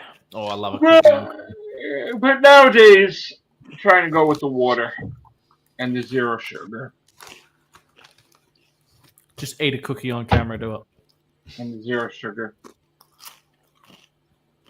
No. Eat a rainbow cupcake, do it. No, I had one. I can't have any more. You've got too much willpower. No, it's not willpower. I can't. Gotta watch. What do you think about the Avengers delay? It makes sense. You wanna know why? Yeah. How could you fucking film when you don't have a fucking script? They were literally saying, "Dr. Doom, punch him in the face." Magneto, say this, and after a while, Robert Downey Jr. is like, "Listen, okay, this is a fucking embarrassment. Okay, stop this shit because I'm gonna pull out." Well, you don't have a fucking script. Trailer. But you don't have a script. Stop it. Yeah. Stop. Look, do you want to make shit? If you don't have the fucking script, I'm going home. That's it. Don't fucking do this. You don't know certain things. You're gonna fuck it up. Okay? You fucking wait, and then you get a script. And this is not just one movie. These are multiple movies, right? So you go home, and I'm gonna chill out and do my thing. Maybe I'll make Sherlock 3 movie or whatever. Just do what you gotta do, okay? Don't fucking embarrass all these actors and actresses, because I'm telling you right now. And look what they've done with the Ironheart trailer. Oh, that like sucks. 40 days before it's supposed to That come out. sucks. He was tricked into that one. Yeah. That's And shit. you can't tell me they weren't trying to bury that thing. They wanted his name attached to that. That's the worst shit ever. That's gonna ruin. Yeah, they tried to bury that series because but he's, you know what? It's derived from a comic book nobody wanted, and then they try to and they stuck her inside this last Wakanda movie. But no the one guy that gave a shit about that one. The guy that did Black Panther movies put his name on it. I guarantee you, they told him that if it failed, you're doing Black Panther 3 no matter what. I guarantee you, because that's the only reason his name is on it. Yeah, because they waited for Sinners to come out, and Sinners was a huge success, and then they dropped the trailer. Now Ironheart. I'm sorry, no offense, but Ironheart's gonna bomb. That's it. It's gonna bomb. And I'm sorry, but I said flat out, like the Everything. If the Doctor Who is out, we're doing the Everything show every goddamn fucking couple of days, and like we did before. We're getting Chris back. We're doing all this stuff. There's so much shit to talk about, you know. So. Here's a question. Do you think, with the absolute turnips Russell's been throwing out lately, that a chicken monster in Doctor Who is that far of a stretch? I'm gonna tell you right now. Yeah. That fucking picture that you have right there is so fucking sexy, right? Just looking at that fucking chicken monster, that is so hot. You're not hot because I'm not gay, but I have always been a Godzilla guy. So Godzilla fighting that would be fucking hot. Look how ripped it is. It's a fucking buff chicken. Oh my god. And I gotta tell you, I honestly, if I was a millionaire, right, I would pay Sammy Carter to forgive me. Not that I didn't do anything wrong to forgive me. I'm like, listen, motherfucker, you're going to be the lead in the fucking movie with the chicken monster, and you're going to save the world, and that motherfucking thing's going to destroy everything, and I don't give a fuck. And Hayden's going to be in it, and that's it. The chicken monster and Sammy Carter. That is the funniest video he ever made. Ever. God damn it.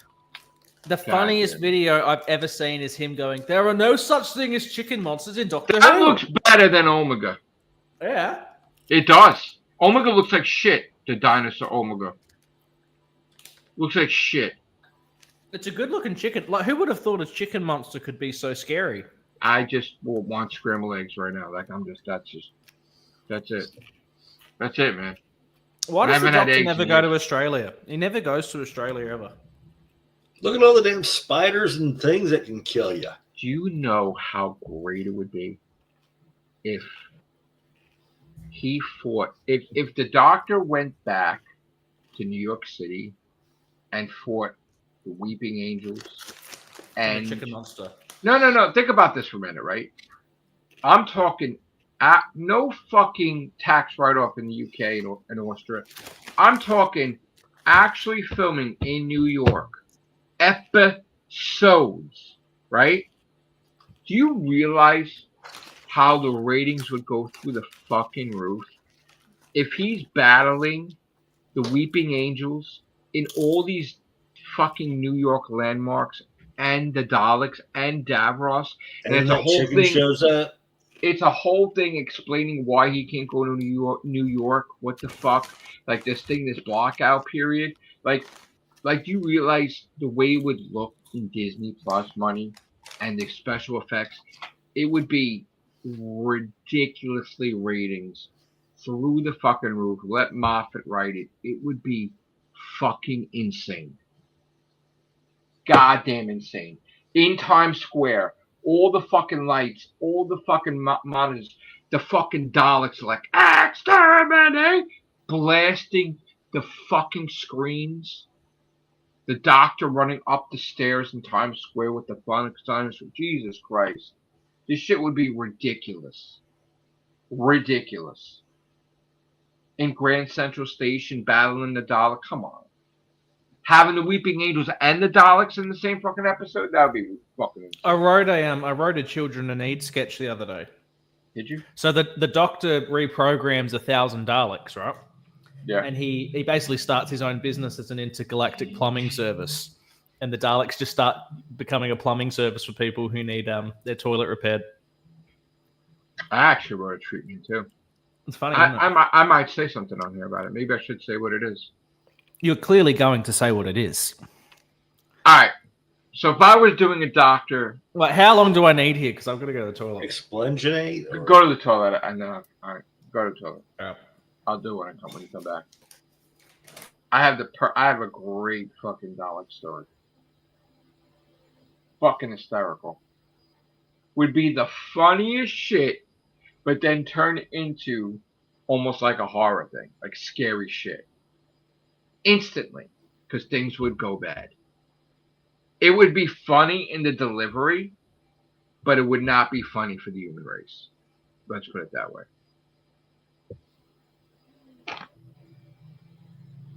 It would be hysterical.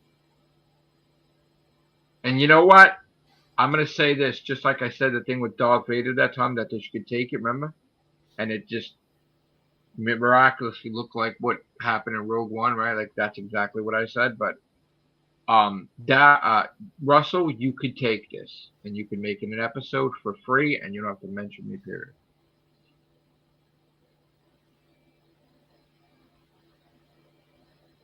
And we'll talk about it when he comes back. But Doctor's definitely getting renewed from Disney Plus, and everybody's been wrong. Everybody, because nobody has Disney Plus figures. Nobody knows all the money that they're making from it. They don't know that there are all these shows that they're making money from that is connected with.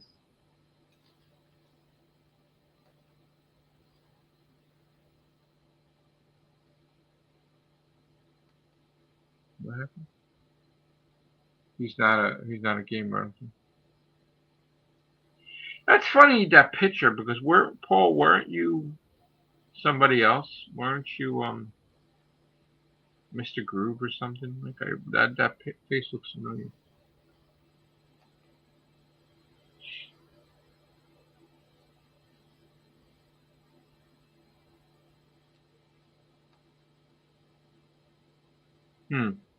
Paul, I have a question for you. Are you somebody that me and Scott knows?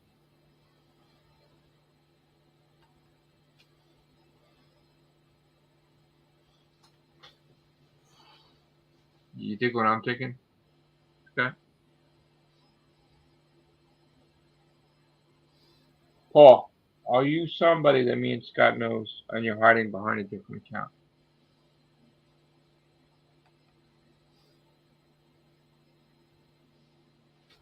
I could be wrong. Okay, never mind. Are you friend or foe? I have to ask. I'm not going to block you even if you say you're a foe. You're not a... You back? I just grabbed myself a delicious espresso, right. And I'm back. I'm going to get some water for this one. Paul Eagle. It is nice to make the acquaintance of an eagle. Yes. All right. So if I was doing a Doctor Who episode, right, I would sort of do a twist on the Conrad thing, but where the person was a likable radio personality or podcaster, right? And sort of like you could stem it from Conrad, where, you know, they're talking to a unit, or because now everybody's aware of unit now, right? And everything, right? And the guy has a question for everybody. And he's like, yeah, I have a question, right? He's like, why doesn't anybody remember the Daleks? Right? I like this. Right? So now this is being transmitted all over the world and in space. He's like, I want to tell you something. I got some information about this. And I think the Daleks suck. I mean, isn't this guy called the Doctor bitch slap these piece of shit robots? Who the fuck built these pieces of shit? I mean, a plunger? Honestly, this has got to be the worst fucking alien I've ever seen. Who created this? This guy Davros? He's a bitch. Right? And then I can see, right? The Daleks are watching this shit in space, right? And Davros is watching this, and he's like, what? Where the fuck is this coming from, right? Like, just like, but really mad, like, because the egos will flare, right? Where is this coming from, right? And then the doctor, like, shooting, like, oh, no, don't, oh, Davros is a bitch! And he's like, whatever, like, look at these fucking guys, they suck! They fucking suck. Smack them and shit. What do? Right? And then next thing you know, like, the TARDIS is headed towards Earth, and they see the TARDIS racing, and then you see fucking a million fucking Dalek ships behind the TARDIS. And the Daleks and the Davros get to the guy first. They don't kill anybody. They grab him, right? And they bring him into the ship. And now the doctor's like, all right, this is weird. They didn't kill anybody. They just came here for this guy. Why? What's going on? And Davros is like just having dinner. He's like, sit with me and eat with me, whatever. And he's like, and he's talking to the guy, and the guy's like, you know, so tell me, like, you can't be that stupid, like, to really. He's like, no, I wanted to meet you. Oh, really? Right? But it turns out with the story that they do, the Daleks, of course, do, while they're there, fucking invade and destroy and everything. But it turns out that this guy is a genius that is just trying to act like a podcast or whatever. Like, he's really a brilliant genius. And something is wrong with the Daleks where the armor is decaying and they don't know how to stop the erosion. Okay. And then it turns out that there's a bigger threat that's coming to Earth, right? While the Daleks are there. And of course, the Daleks are doing mayhem and stuff like that. And this guy winds up saving the Daleks and knowing how to save the Daleks. But it would be an interesting story. And I don't want to say how it turns out, but it would just be crazy that there would be a race that might be ridiculously tougher than the Daleks. I like it. That show up. Yeah. That's good. Obviously, we're still going to figure out the kinks of the master race and that, but the idea of the podcaster, he just wants to meet them, he becomes friends. I like the eroding Dalek. Mm-hmm. Yeah. And it could be maybe they're at war with this race, that they developed this technology that's the deadly mines. It's destroying the Dalектanium or whatever they call it, you know, and Davros can't figure it out. But this guy has. And he winds up saving the Daleks, and he also saves Davros, which earns Davros. Maybe it's maybe it's mutated Khaleds who found another way of surviving that wasn't becoming Daleks. Well, it's sort of be resolved where even though the Daleks were attacking people and this other race was really being the threat, that because the guy saves the Daleks, it earns a reprieve from Davros and the Daleks to not invade Earth. Like, just they will leave it alone. They'll battle the Doctor and everything, but they won't bother with the Earth. You know, because you never really. This guy has some sort of influence through his. It's like you never really explain why the Daleks just don't come to Earth and not give a fuck. Because they can at any point in time and just annihilate the Earth. And But we'll they have to don't. make some sort of social commentary on podcasting somehow. Everyone has a podcast. Everyone has a freaking opinion. But That's right. maybe it's a good thing. Maybe I'll guest star and I'll be the mentor of the podcast, or who knows? I don't know. What are we going to call it? I've got it ready. Waves of the Daleks. Right. I came up with one called Amusement of the Daleks, right? And it's like Squid Game. So the Doctor gets to this huge sort of amusement-looking park center. All his old companions are there, just random ones he hasn't seen for years. Like, what are you doing here? They're like, we've been invited to a game. Daleks come up. Game 1. Everyone just starts getting exterminated in a bloody running race. You know, like Red Rover, like in Squid Game, where they've got that red light, green light. The companions just start getting annihilated, and the Daleks, it's basically a Squid Game.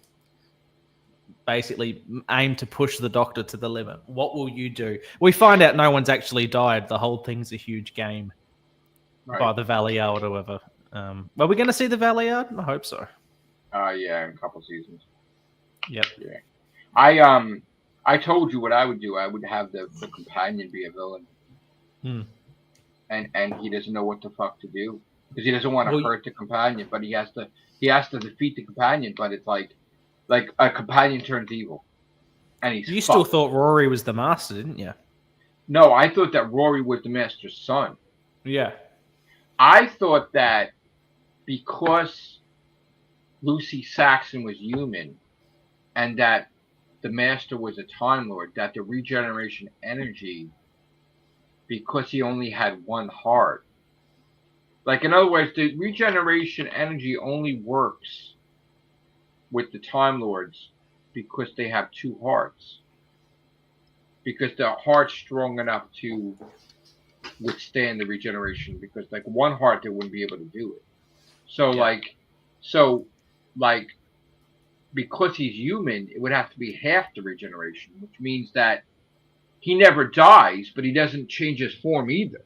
Which is to explain why Rory never dies. He regenerates, but not completely, because he can never come. And this is why his daughter is River Song, which is a full-fledged Time Lord, because it skips a generation. That was my theory, which would make River Song the Master's granddaughter. Do poppies grow near rivers? Oh, here we go. Do poppies grow? The flowers grow near rivers? I really hope they don't make it that she's really his kid. Poppy, the Doctor and Rogue didn't have a baby, I'm guessing, but I'm guessing the Doctor and River might have had a child. But first of all, like, they're not going to repeat the story where the Doctor's daughter with the DNA. Oh, no. I'm saying the Doctor and River could have literally conceived a child together. They were married. They were together for 24 years. Yes, but also you have what's his name? The David Tennant, the Doctor's daughter, which is Georgia Moffat. With Rose. The Doctor's daughter. Yeah. That she, if had a daughter, would that be Susan? Or? Yeah, I guess. But she was more of a clone that he just called his daughter. Well, it's sort of like X-23, really, isn't it? The Doctor's daughter. I don't know. It's kind of hazy.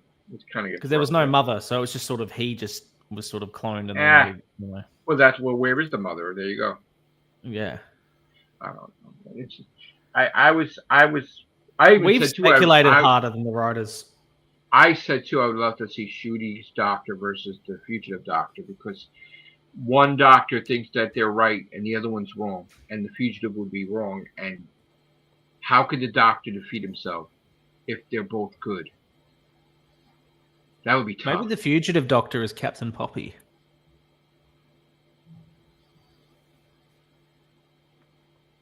There you go. Maybe because the Fugitive Doctor had the same mind as the 13th Doctor, meaning that they were the same person. Okay. But apparently the leaks have said, and the leaks have been right about everything. Everything. It says this week. Every single time the Doctor says he's the last of the Time Lords, there's always another Time Lord. Always. So it's always bullshit. Here's what's going to happen, Joe. You're going to know the regeneration is real if Omega has a claw because that's what's in the leaks. Omega has a claw on his hand. If So he's that gonna call it a happens, doctor? I don't know. If he has a claw and the episode plays out, you're going to sit there going, "Oh my god, the regeneration's But real." they didn't say how he gets hurt or killed. No. It's not about how he gets killed. I'm just saying the leaks for episode 8 from the same leak. That doesn't of the mean he's other going to episode regenerate. says- That's what it Yeah, but means. if the leaker got everything right, everything, how could he get the regeneration wrong? Because that's the whole point, is that they would purposely throw a bullshit thing in there. Why would you leak the whole series though, just to throw one bullshit thing in there? Because that's something extra you would make money from. Oh yeah, Or whatever. fair enough. Yeah, we're gonna know in 5 days. It's very close. Do you know how much shit we've got to answer in this episode? And then to have a doctor regenerate as well, that is a lot for But they 1 don't hour. have to have the doctor regenerate. No, I'm saying if it does, how overcrammed is this going to be if all that happens in one episode? I'm telling you right now, though, I honestly think that the Whovians are going to lose their fucking minds. I'm saying the people, not all of them are bad Whovians, but the people that are brainwashed into taking doctors canceled compared to the ones that want to cancel, people are going to need therapy. If I'm saying it's going to be great Shooty staying and doing a season 3, but it's going to be such a shock that they cannot fathom that will ever happen, that will break the Whovian community. You understand? Sort of like the sun exists, the moon exists. Are we going to do a 24-hour live stream just to watch We the might news? have to. Just to watch Twitter unfold? We might have to do a whole series of podcasts and live streams to be like a news fucking agency, watching people screaming and losing their shit over Doctor Well, I Who. messaged you the other day. I said we have to do a ranking of the last 2 series. Yeah. We need to do more podcasts. We should do a ranking of the 14th Doctor's run. There's a lot of episodes to rank through there. I still feel that they should just do specials with him too. I want more episodes with him and Donna, and I still want to see more Paul McGann. Are we ever going to get more 8th Doctor? Well, Marty drank with him. Why don't you ask Marty? Where is Marty? I can't contact the bloke.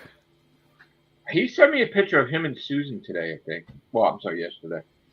I'm like, wow, I'm jealous. He was on Discord a few years ago. Because I'm jealous because I'm also like, dude, you kept that from me, son of a bitch. Like he did fucking tell me everything. Which Susan Foreman, the actual actor. Carol Ann Ford. He was with Carol Ann Ford. Not Susan Twist. No, he was with Carol Ann Ford. What a stupid cameo, Susan Twist. What was the point? That story was wrapped up last year. Why did we need her back? Was it really wrapped up, or will it still continue? There's always a twist at the end. Remember that song?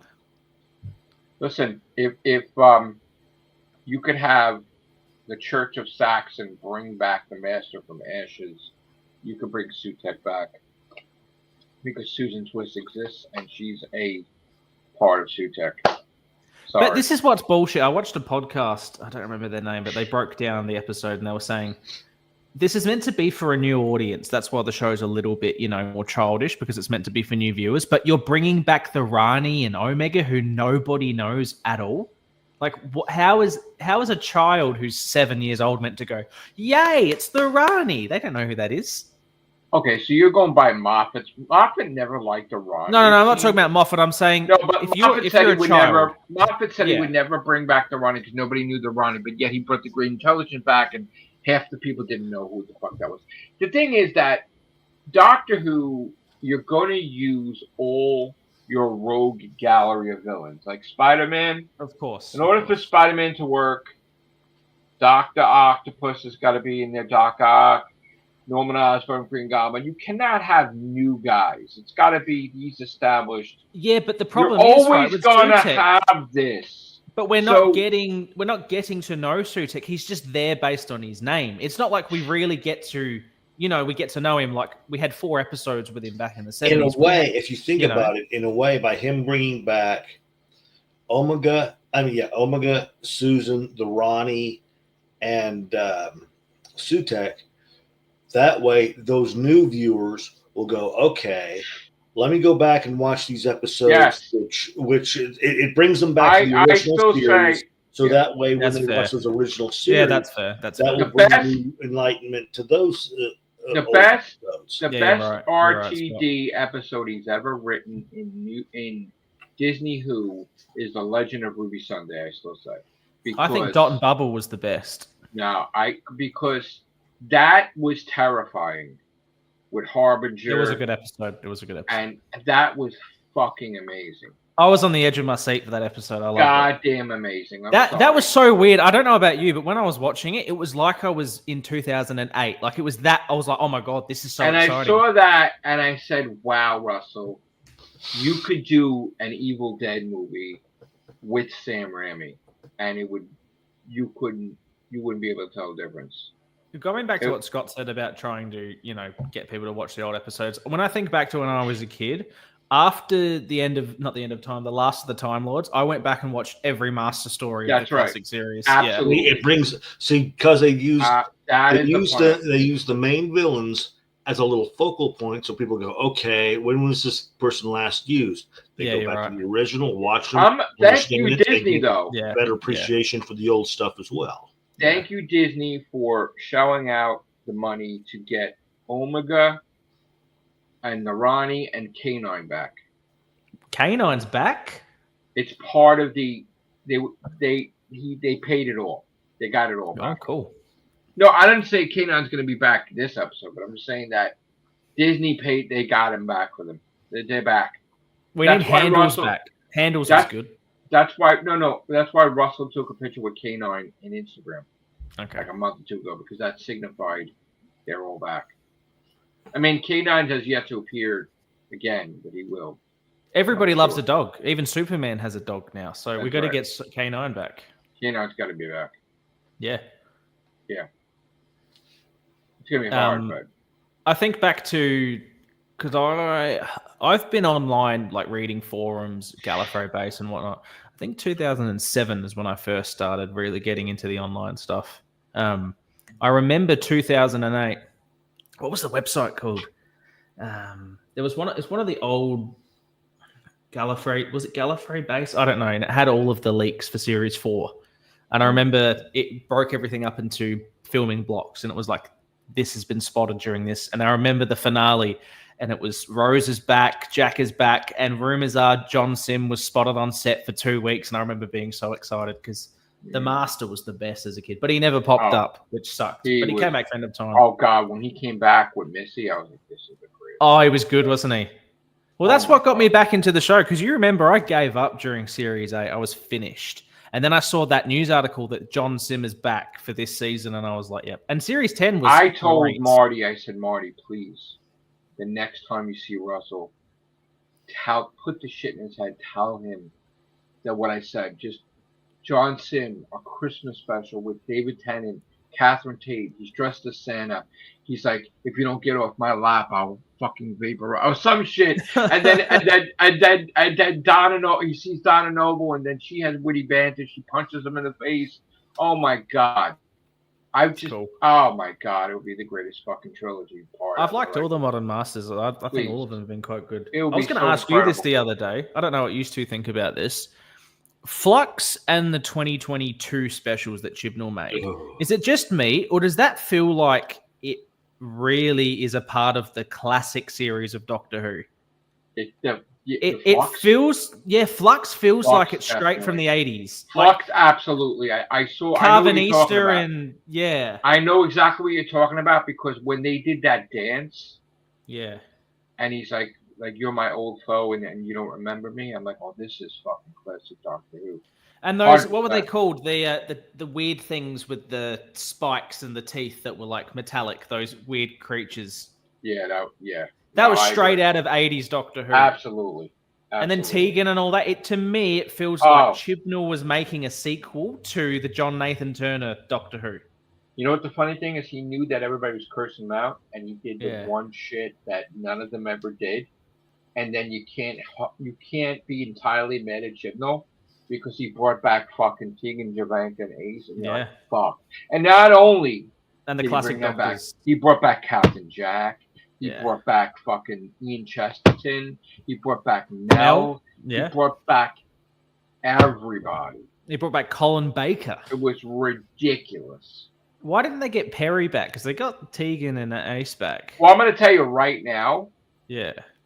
I watched like old Russell T. Davies interviews from a couple years ago.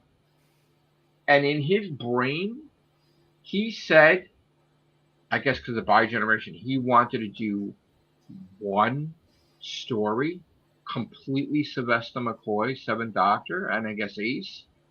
And I'm telling you right now, that has to be the Happiness Patrol sequel with the Candyman. You have got to do that as a Sylvester McCoy.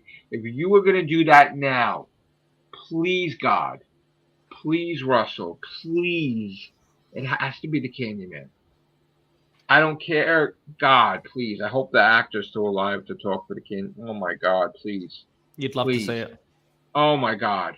That is the fucking, that's got to be it. Do you think The they will Happiness- make sequels to classic episodes?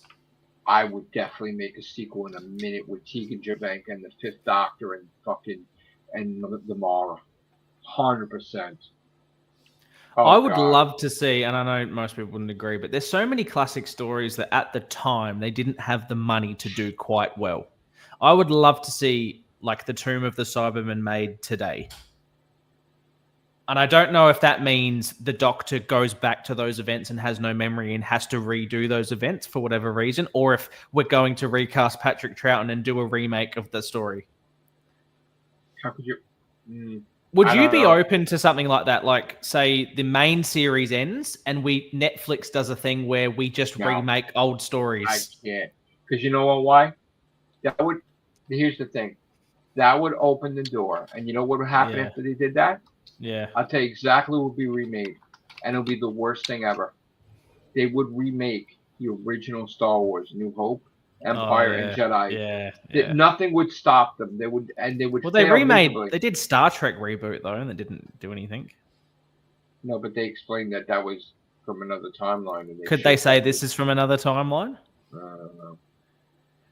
I don't want that. What if someone came in the universe, wiped the Doctor from existence, and the Doctor's like, "Wait a minute, everything I've ever done has been erased," and he has They to already go did that. back.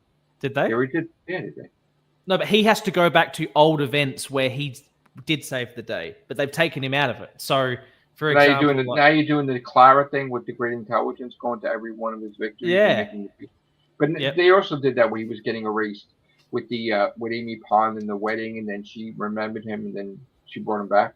but we didn't actually go back to a classic story and have him have to redo those events. To answer your question, Joe, yes, he's still alive. The actor that, Plays the Candyman. the guy who played the Candyman, yeah, he's still alive. God, please, Russell. Surely we please. can do. I'm just saying to you, surely we can do anything in Doctor Who. Surely we can do anything. You know what I want to see? I want to see, and I know we lost the actor that played the Valyard, right? God rest his soul. Michael Jaston. Yeah, I want to see Colin Baker. You know, whatever you could explain the way he is now. We need And to the hurry Val- up. And the Valyard is David Tennant. Yeah. Nasty fuck. Colin Baker's in his 80s now. I don't care. Yeah, because I saw a little thing the other day with him and the gal that played Mel. They were doing little. If they don't fucking do the Ronnie seeing Mel and her getting, I'm gonna be pissed off with Russell. It'll be a deleted scene on the DVD. Either Mel has got to defeat the Ronnie, or she's got to punch her, or some shit. You cannot keep them apart. That's Is Mel ridiculous. going to die? Maybe No. Mel would die. Maybe. Maybe the Ronnie kills Mel. If it's not Ruby, it's got to be Mel. Yeah. Yeah. The only reason you bring Mel back in the same She doesn't sort of have a 2 years family. as She the just Ronnie- said it. She Yeah. just said it. She has nobody. So, But why do you bring Mel back at the same time as the Rani? It's very random to But you do that didn't. unless She's it's been for back, a reason. though. She's been back No, but every year. No, what I'm saying, since Russell came back, right? Obviously, Mrs. Flood was planned to be the Rani, and at the same time, he brought Mel back. Mel. No, Mel was already put back with Chibnall. No, but as a proper recurring character. That's ridiculous. She was already back. But do you think that say if some other showrunner took over, Mel wouldn't have come back after that Chibnall episode? I'd probably kill Mel back. She'd probably kill Mel. I mean, I don't want Mel done, but they probably would do it. Meaning her death is permanent. Yeah. Don't reverse it. But I'm saying it's like bringing back, I don't know, it's like bringing back Tegan, but not having the Master be there. It would be a bit sort of pointless.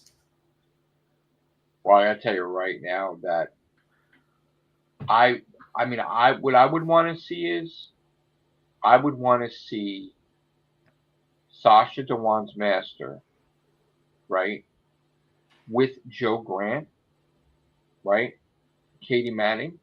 But the thing that I think would intrigue people is that he liked Joe Manning's doctor, Katie Manning's, like he liked the Doctor's companion, Joe Grant, because she defeated him.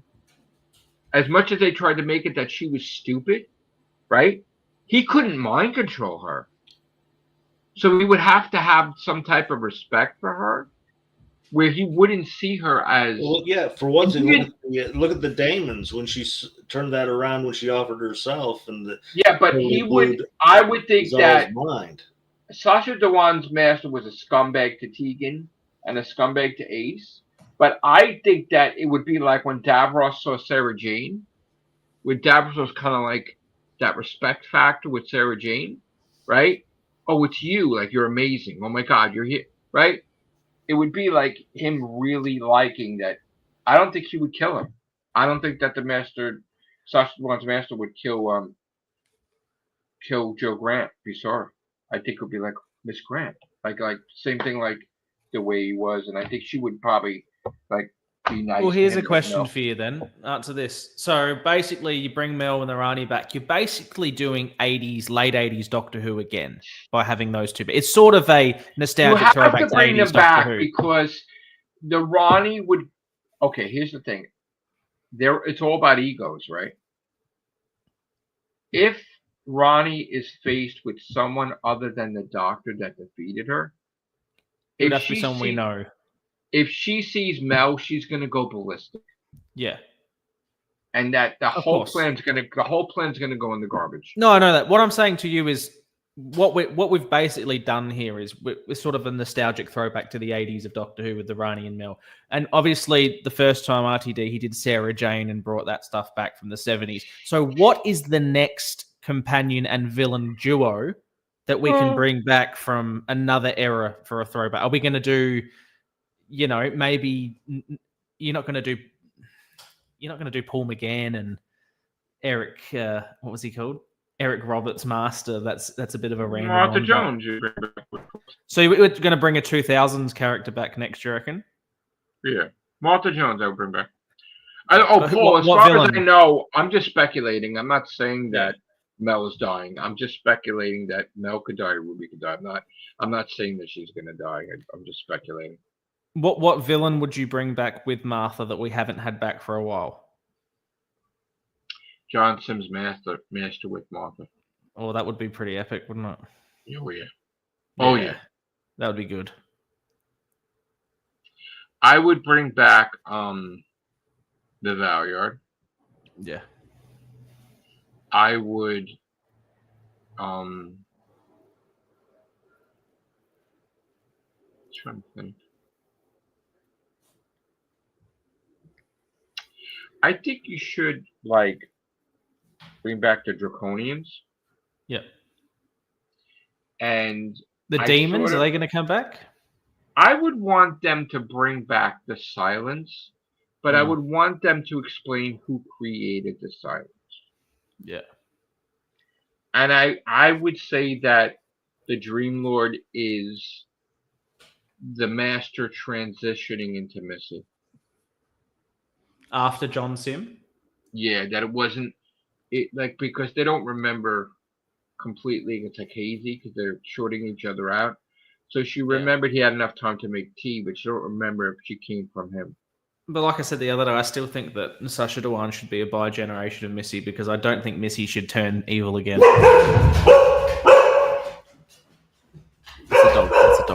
words. Yeah, I don't think Missy should go evil again. Well, let me throw this out to you. Yeah. How about this? Ready? Do you remember how the Brigadier, as the Cybermen, shot Missy and she died? But then she went back in the Nethersphere and created a new body for herself? Yeah. Okay. So what if, think about this shit, crazy shit, right? What if Missy's laughing because the Master's like, you can't regenerate, right? He blasts her. Now, there's two things. One, the Vortex Manipulator absorbs most of the blast, right?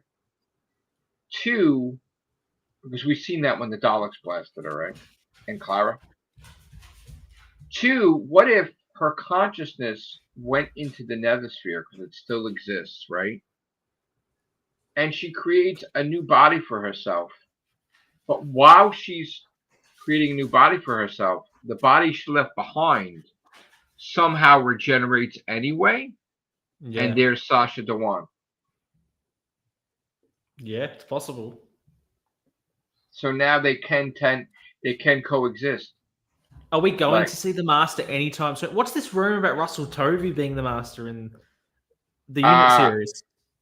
I don't know about that, but I do know that anytime he took someone out to dinner, they appear. Have you read the whole leak that the big twist in the Unit series is that they have to bring the Master to stop the Sea Devils? I didn't really read the leaks. It was saying, you know, Russell Tovey, who was... I know. Yeah, they're saying he's the Master. Yeah. He better not be. He better not be. Well, the thing is that I would think, from what I understand, I think Russell took Sasha Dewan out because he has intentions of Sasha Dewan appearing as the Master and then regenerating into whatever, right? Yeah. And I would think the perfect way to do this would be Sasha Dewan's Master getting confused and thinking, well, no, he wouldn't get confused because he would find out that the 13th Doctor regenerating to 14. So he would find out where he is, go after 14, find out he chose the same face, and immediately say, this isn't fair. All right? If you chose this face, well then, and then David Tennant's Doctor be like, oh no, and then John sent back. Completely. That's pretty cool. Completely. Do you think if my idea of the bi-generation is right, what you can do with that is you can keep Missy as being mostly an ally to the Doctor, but what you can do is you can have the other Master go even further evil. I don't know if you could do that because the thing is that you still think they have to merge at some point, don't you? I think that she feels betrayed. I think it's an honest reaction that, because here's the thing, right? You and I will say to the end of time that it's fucked up that poor Nardole is struggling to survive with all those people, and the Doctor doesn't go back and save him. Yeah. Right? I understand he regenerates, he don't remember, or whatever. I don't like that. Just like I cannot see him not go back and save the ponds. And that is why Moffat tried to make Peter Capaldi's Doctor save the ponds. This is why the first thought that the 12th Doctor had when he was getting his memories back was Amy Pond. Okay? So she left an impression on his incarnation, and he's tried to save the ponds. Moffat never liked the way he finalized it, and he would always go back and save the ponds if he was going to do a story with the ponds. Do you think it might have just happened off screen at some point, though? No. I think that the reason why you never had Cybermen, Amy and Rory, is because they never really died. That's a fake tombstone. And they're not in the past, they're in the present. And I think it's to do with, well, we know that, this is the weirdest thing, we know that Missy meddled with the 11th Doctor's timeline, but we don't know why she meddled in a positive way. Yeah. And we didn't see her until 12. Yeah. So why didn't she interfere with Madame Corvarian? Like, who's Madame Corvarian? That's what I want to know. Is Madame Corvarian a past companion that turned bad? Like, why is Madame Corvarian so pissed that she would devote her whole entire life to the church to try to get close to the Doctor, and then. But didn't he say that he created the church so they would stop him? No. I thought that was the whole point, is that he No. wanted them to stop him getting to Trenzalore. No. No? They had not. No, that was nothing to do with that. It's. We don't know why the fuck. We don't. Moffat never explained why Madame Gregorian. Well, who the fuck Madame Gregorian was that she had so much rage for him. I don't think we'll ever see her again. I hope we do. I mean, they're all getting up there in age too. I mean, I just don't see the fact Frances, that we've got Frances so many. Barber. Yeah, she's still alive, I believe. Right? Yeah, I hope so. Do you? All right, let's hypothetical. Ignore what you believe. Ignore it all. If this week Shooty regenerates, who do you think it will be into? Because the leaker, his name's Andrew, used to work for Doctor Who magazine. He leaked everything about the current season. He's the old Doctor Who magazine editor. He said it's female and familiar, and they were at the BAFTA. Scott's back. I'm sorry. Oh, that's Scott. I'm sorry. I didn't see you. I'm sorry. That's all right. My foot had. He said surge protector just right. He said so female, familiar, and at the BAFTAs, right? And there's a full list of who was in Doctor Who that was at the BAFTAs that night. It was Billy Piper. It was Serene Jones, who played the Doctor's wife. I would want Serene Jones over Billy Piper. Yeah, it's very possible. But he would choose Billy Piper over just to fans that fuck off. But do you know who else was there? Martha Jones' mum, who was at the premiere of Doctor Who the other week. That's because she's probably in the spin-off. But Billy Piper's been at the forefront of I would say I would trick everybody and make Ty Tennant the Doctor. What do you think the chances are of that, though? Ty Tennant being the Doctor? You think that's maybe a few regenerations away? I think it's 100% he's going to be a Doctor. 100 million %. And I think that if you're going to go down the route of the Vampire Diaries / Buffy / Young Doctor, with young romance, Ty Tennant. Ty Tennant's non-binary, aren't they? I don't know. I'm quite sure that's why David Tennant's very... I don't know about that. Yeah, I'm pretty sure that's why David Tennant's very pro the trans rights. I think Ty Tennant's... Is it him or is it some other... I think two of his children are. No, one of them is transitioning. I'll just have a look. It's not Ty Tennant. Okay. Ty Tennant, he still got he on the Wikipedia, so I'm not too sure. No, he's not. It's not him. But I tell you right now, I think that he would be. I think he will be an amazing Doctor because he was his good grandfather. His grandfather is the Doctor. His mother is the Doctor's daughter, and his father's the Doctor. So, like, he's being trained since he was an early age how to be the Doctor. He would be the best Doctor. Yeah. Ty Tennant would be the best Doctor, period. No doubt in my mind. Yeah. He's been trained all these decades. He was good in House of the Dragon, so... I'm just saying, I'm telling you, just like Peter Capaldi was great, too. It would have to be tradition to do that, wouldn't it? They'd have to do it. They got to make Ty Tennant. I would say, but Ty Tennant's only like 24, 25, so I'd say it's 10 years away. Disney would eat that shit up. Here's what's going to happen. Disney, if they made a 24-year-old Doctor, oh my God, Disney will go crazy. Disney would love that. They would put money down. Shit. Are you ready? Oh my this is God. Going to happen. This is what's going to happen.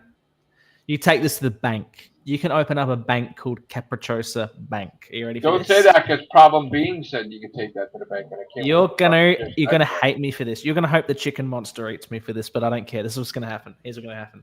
This weekend, Shooty regenerates into Billy Piper. The show gets axed. In 10 years, new showrunner, Ty Tennant is the Doctor. Take it to the bank. No way. Take it to the bank. So you're saying that he makes Billy Piper the Doctor without her ever being the Doctor. And the show gets cancelled just because it's sort of like a wink, wink, like, there you go. RTD is done. Bye, everyone. Nope. I just opened up a bank. You're telling me I've lost $1 billion? That's right. Oh, shit. Well, that sucks. Now I hope the chicken monster eats me. I don't know. Scott, I was saying to Joe, take away what you think's going to happen. If Shooty regenerates this Saturday, who do you think is probably going to be the Doctor? If we're going to go, I'm going to say the Ruth. And the Doctor has to be female, you're saying? Yeah, if it's going to be female, it's going to be Ruth. female. Serene Jones. Yeah, he'll officially regenerate into the Ruth Doctor. Oh, Joe Martin. Joe Martin. Ah. Oh, I'm saying Idris to TARDIS. Not a bad call there, actually, Scott. That's not a bad call. Wow. It would certainly tie up the timeline a little bit. Yeah. I don't mind that. And she's already been I would like Joe Martin to be the Doctor. Joe Martin's not too bad as the Doctor. I've got to say, she was better than Jodie was in the 2 episodes she appeared in with Jodie. Because Jodie pissed off. There was a reason behind that. Yeah. I got to tell you though, yeah. Granted, I love Joe Martin as the Doctor, but I also came up with this whole notion that her Doctor was pretty much in order to help double or triple down on the notion of this whole notion I've got Rassilon. The notion was Joe Martin's Doctor was actually a Chancellery Guard or a member of the U.S. Celestial Intervention Agency tasked either on her own or commissioned to investigate who was breaching the Matrix. Caught, brainwashed into finding a TARDIS whose exterior that resembled the Doctor's, as well as a corrupted info stamp. This was the lead up. Rassilon had plans on retaking Gallifrey. So, pardon the pun here. So he sends the Master covertly information about the Timeless Child, and making it seem as though the Doctor was that. Then you also raised the notion, okay, the Master kills the Doctor due to what happened at Hellbent. The Doctor kills the Master due to what happened at End of Time Part 2. Got the whole notion of the Joe Martin Doctor to help double down on that false information that he slipped the Master. You then turn around and have it revealed that Tectuine, instead of being one of those founding 3, and the Discovery Regenerations, she's in reality one of a handful that was commissioned or tasked to go out to look for either battle or investigate the whole giant vampire situation. What do you mean, Kay? You got scored? What do you mean? Pardon? I'm reading the comments. That was going back to when my dog barked. Oh, that's good. Okay. I was going to say, basically, the whole notion, that's when she finds the child. Her experiments causes the death of the child, and this which causes her to be sentenced to Shada. We now fast forward to the Time War. They find a secondary Eye of Harmony, which they planned on using in the Time War, the Time Lords. This is too smart. But they also find out that she's too smart. her experiments. This is too good, Scott. This is too good. They wouldn't do it. It's too good. I know. I don't understand for the life of me how Spider-Man could fight Godzilla. What are you reading? We're in the middle of Scott's beautiful breakdown of the biggest theory. I had to see it. I can't. I don't understand how that's happening. That Spider-Man's fighting Godzilla. I don't understand it. I don't get it. But nonetheless, sorry, guys. Sorry. An unnamed Time Lord in amongst the group to keep an eye on her.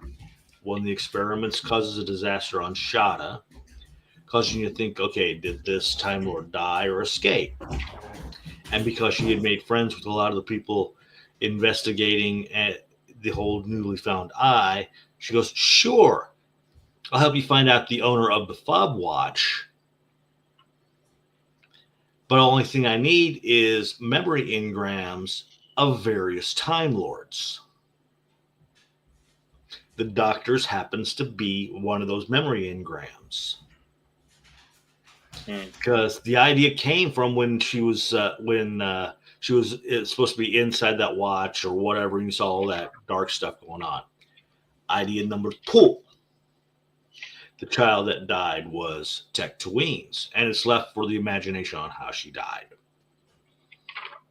It's good. These are good. Her stuff. experiments brings about the Shada situation, where in turn you're left up to thinking, okay, is the Joe Martin doctor really her daughter? And her memories were purposely or inadvertently erased. That's how I would have gone the route of the whole timeless child scenario.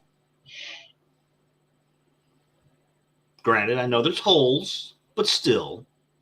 Right. 1 second, I got to control these animals. I like it. I don't know if Joe's talking to his Godzilla comic or he's out. This guy's tuned out. He's gone to sleep. I'm not asleep. It's just, I don't know why. I just couldn't wait to be spoiled. I thought you stopped reading comics. I'm getting back into comics. So that's good. You said you were getting back into book writing as well, and I'm still waiting on book 14. Yeah, I'm still waiting for a job. That's when the next pandemic happens. You gotta stop going to war with these random punks on Twitter. I'm not going to war with anybody. People going to war with me. There was 9 people you made a video about today. Oh, fuck them all. I said to your son he's gonna be like Michael Corleone. The Godfather's gone. He's gonna. Oh. I'm gonna go to church and be like, "Do you renounce Satan?" Yes, I renounce Satan. You renounce, yeah. And meanwhile, people, yeah. So instead of a horse head in somebody's bed, what would it be if it has to do with Doctor Who? Dalek. Yeah. Not really gonna happen. Just because I'm Italian doesn't mean I'm in. You are an angry man, though. Marvel, they never wanted to call the Mafia, so they called them Maja. I thought they were called the Tracksuit Mafia. In Marvel, they called them Maja, not Mafia, Maja. So weird. So weird. I don't think Cuties regenerating. I don't think he's regenerating at all. I don't think so. I think if there's anything about regeneration going on, it's going to be either going to be Omega. They're using that energy, and that's what it looks like. It looks like somebody. Isn't it amazing how, everybody's believing these fucking people, and it's over. What's when Captain Picard was kidnapped by the Cardassians, and they were trying to convince him that he saw how many lights, and he didn't. Even if he saw the lights, he never admitted to it. Go fuck yourself. So all this brainwashing that Shooty's out, Shooty's not a good enough actor to be the Doctor. Shooty quit. Shooty got fired. Rusty Davis quit. Rusty Davis got fired. Disney Plus dumped Doctor Who. The BBC dumped Doctor Who. They've changed it every single week, for every single month, for the whole year, for 2 years. I don't believe any of it. Bullshit. I don't give a fuck. When you yawned, you said you called him Cutie. Did I? I'm sorry. Cutie's not leaving. I'm sorry. Shooty is not. That's probably because I'm missing teeth. That's why. Would you see how it's pronounced? Shooty said it's pronounced Shooty. Yeah, he said for years he was getting it wrong, and he said, now people just call him Shooty. Yeah, do you remember Matt Smith called him Nkuti? That's right. Yeah. I still think Matt Smith's coming back anyway. I'm sorry. I don't think that's ever happened. Oh, absolutely, 100%. They just asked him, and he said, "Yeah, I would come back." Fucking yeah. Oh yeah. You love Matt Smith, don't you? I fucking met him. Oh, where'd you meet him? I can see that, Paul. Angels take my hand. Oh, that's right. I was about to shake his hand. A cop got between us. And remember that time when Moffat gave you the nod? Remember when Moffat gave you the nod? That I could go across the street and film the cars, yeah? Yep. He's like, go ahead, let him go. All right, thank you. Thank you, And Moffat. Moffat was like, I know who you are. I you. know. I want to strangle you, but I know who you are. Right. Yeah, exactly. He's like, I'm gonna nod and allow you, so don't say anything else negative against me again, you son of a bitch. Like, he's like, I guess I'll let you. Right? I'll guess. Oh yeah. I'm telling you, there's a reason why Russell took out Jenna Louise Coleman to dinner and Karen Gillan, and I'm telling you, they're all gonna be back. Maybe he's straight now. wait. Maybe he's straight. Who? Maybe Russell likes women. No, they're gonna be back.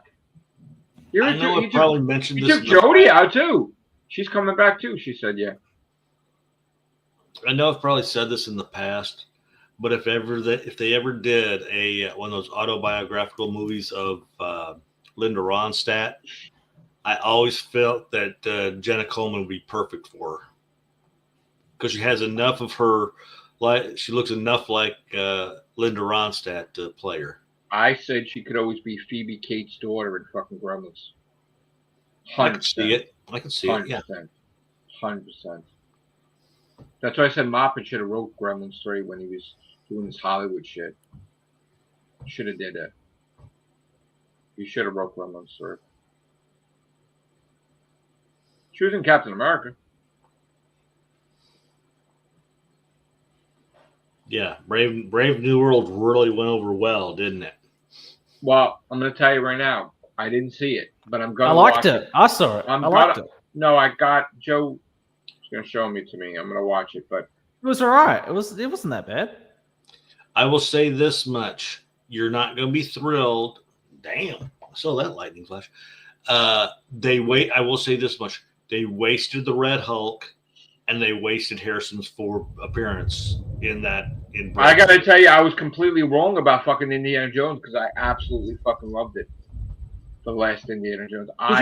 Did you think they wasted Harrison Ford? I thought he was all right in it. He was good, but they wasted him. No, and the Red Hulk, the way they used him. Indiana Jones, I fucking loved it. No. Oh, absolutely. Something else. Yeah, Indiana Jones, I loved it. I'm sorry, no, I loved it completely. Now Thunderbolts had its problems, but it was way better than Captain America's last Captain Falcon movie. After seeing Phoebe Waller-Bridge in Indiana Jones, I'm like, she's definitely the Doctor. Oh, she was horrible to him. She was so mean. She tried to kill him. Nah, she's the Doctor. And then that 100%. Stupid kid, he was stealing his watch. And he's like, "That's my father's watch." And I was like, "Oh my god, it's so." That was Sean Connery's watch. You know what? They should just do a CG. They should just do the aging and do the whole movie with just some Phoebe Waller-Bridge. No, with Harrison Ford speaking for Indiana Jones, just do a new Indiana Jones movie. I love Indiana Jones. Me too. Just do it. If you're going to do that, if they're going to go that route, they just this going to sound hot. They should do it as an AI generated movie. I'm sorry, if they're going to go, if he's going to be de-aged, then get Harrison Ford to do the voiceover. But do it as an AI generated movie. I'm sure that someone would just do that on YouTube though in the next few years. I want an Indiana Jones movie with some type of treasure connected with the Bermuda Triangle. I want Indiana Jones now with Short Round now. Yes. I want older Short Round with old Harrison Ford, and he gives him the hat and he gives him the whip. That's right. Short Round, he would be a great adventure character on his own series 100%. Of films. And you don't call it Indiana Jones, you just call it Raiders of the something something. Yeah. Raiders triple dot. Yeah, it's just all Raiders from now on. It doesn't have to, because the first movie was called Raiders. It didn't have Indiana Jones in the title. Yeah, you could call the franchise the Raiders franchise and just have different archaeologists. Yeah. Correct. It'd be great. Yeah. And Ke Kwan would be awesome. Ooh, I know you'd have to recast the dude because of the little problems he got into. Shia LaBeouf? No. I'm talking about you also bring in Tales of the Gold Monkey or something or whatever that series was. What are you talking about? The spoofs that were off Indiana Jones, like spoofs of Indiana Jones? Yeah. The B movie ones? Hang on. there was so many King Solomon's Mines or Alan. There was so many things that were Quartermain and all trying to that. be. Yeah, Quartermain. There was so many things that was trying to be like Indiana Jones back in the day. Well, King Solomon Mines was the original, wasn't it? That's what Indiana Yeah. Jones sort of took some stuff No, from. there was an 82 series with Stephen Collins, who got in trouble with a little kitty fiddling. Oh no. Yeah, and it was called Tales of the Gold Monkey. Granted, like I said, you'd have to recast, but have it set up to where Indy and him meet up. If it's Scott. if it's the one dude being a cameo, it's a cameo. But Scott, didn't they take the movie Them, the characters from Them, the Ant movie, yeah, and they made it into Jurassic Park? I think so. Like the old guy that was supposed to be the guy from Jurassic Park, they Yeah. made it. Yeah, Didn't Spielberg do that? Like he said, I like them, and he took these characters and they made them Jurassic Park. Okay, that's what I thought. So just the same way with because there was always this talk about another Mummy movie with Brendan Fraser. Oh yeah. And definitely. And what I thought would be kind of I would cool, see that. once again, cameos or like in a ending credit scene.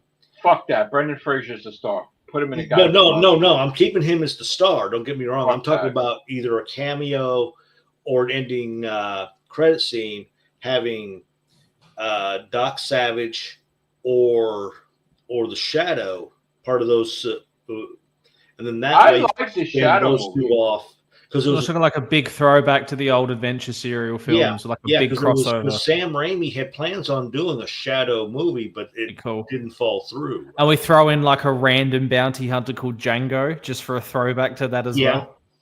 I like the Shadow movie with Yeah. Adam. Was it Alec Baldwin? Alec Baldwin, yeah. Alec shoots first. I really like that. What about the Green Hornet? Are we chucking the Green Hornet in there? The updated version I wasn't. With Seth Rogen you're talking about? No, I'm saying we recast and do a new Green Hornet. I don't think it would work in this today's standard. Just like Long Ranger wouldn't work either. See, if I was in Hollywood, I would be making Superman and Batman, but set in the 1930s. I think it would be so cool. I could see, it would be so good. You already got that now, though. Spider-Man Noir. No, but I'm saying you'd imagine Superman in the 30s, but Metropolis is like, a city of the future, but back in the 1930s with like huge blimps everywhere, crazy stuff. And Superman has to fight like, 30s style robots. Really old-fashioned designed robots. Yeah, back when before he flew, they said he could fly. He would just jump around everywhere. I would do like the Max Fleischer stuff, like Superman versus the Mad Scientist, where there's this huge castle on a hill near Metropolis, and the Mad Scientist is conducting energy and all that sort of stuff. I kind of like the concept of old, where Batman stood in Gotham, never left Gotham, and Superman stood in Metropolis, right?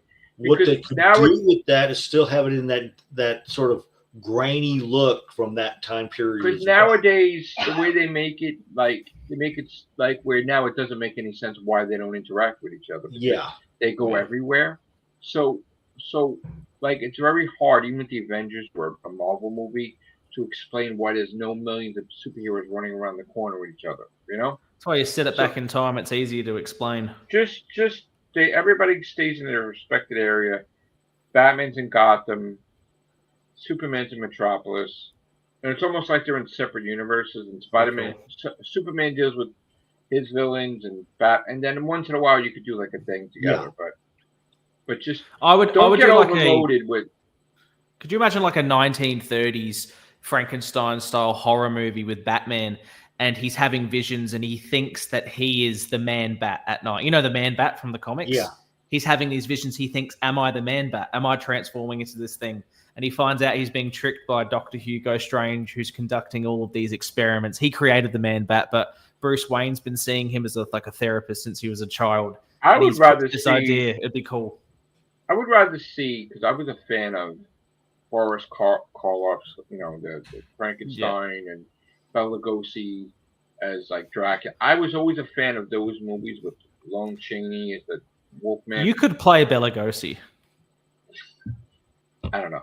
And then like I was always a fan of those movies and when they crossed over in each other. That was like the first instance of like an end game, like everything coming together back then. And it was actually, correct me if I'm wrong, didn't in the Frankenstein movie he killed the girl? The little girl, there was Didn't he drown her? He's chatting with this little girl. But didn't he drown her by accident? He picks her up and he throws her in the water, not realizing she can't swim. Right, and it was terrifying. The guy screaming that, right? Wasn't the guy the father screaming? I think so. But that was scary. Like that, it was just like he actually did something, but it was like off. It was like off camera, but it was so terrifying that I forgot killing, what led up killing to a kid into the no, water. but killing a kid. The seriousness that he was a monster. That's like serious shit. That and the Wolfman was scary, and the Dracula was scary. That was great stuff back then, and they never could recapture that. And if you think about it, look at all they're trying to match the success of the Tim Burton Batman, the Christopher Reeve Superman, and the Linda Carter Wonder Woman. They're trying to match those things, and they have not been able to catch the same golden Gal ring. Gadot is perfect as Wonder Woman. You just make I think so too. She's just perfect. get a good writer and you make Gal Gadot. Granted, that second moving balls. We're talking about the girl from Andor replacing her, the Adria Arjona. Is Jason Momoa's girlfriend. She's quite good. She's quite good. Talking about she is a new Wonder Woman, right? They're saying it's highly likely. And Brendan Scannar, he's from 1923, if you've ever seen that show. They're saying he's the new Batman. The Batman movie got scrapped, right, with Patterson? Did that get canceled? We don't know yet. Matt Reeves' wife's a bit sick, so that's why it's been held up for so long. Oh, is that what it is? I thought Matt Reeves was sick. His wife is sick.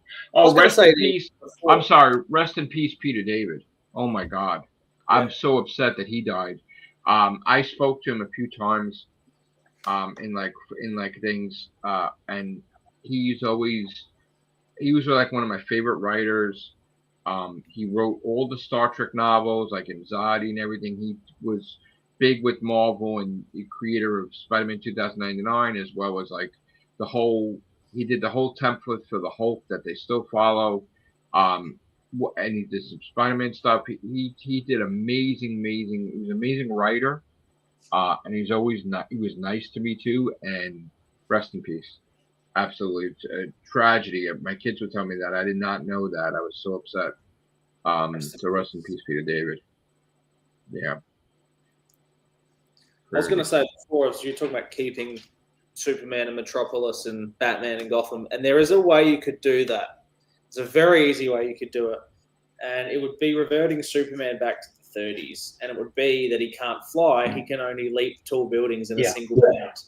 That's how you keep him in Metropolis. He can't fly into space. He can't fly around the world.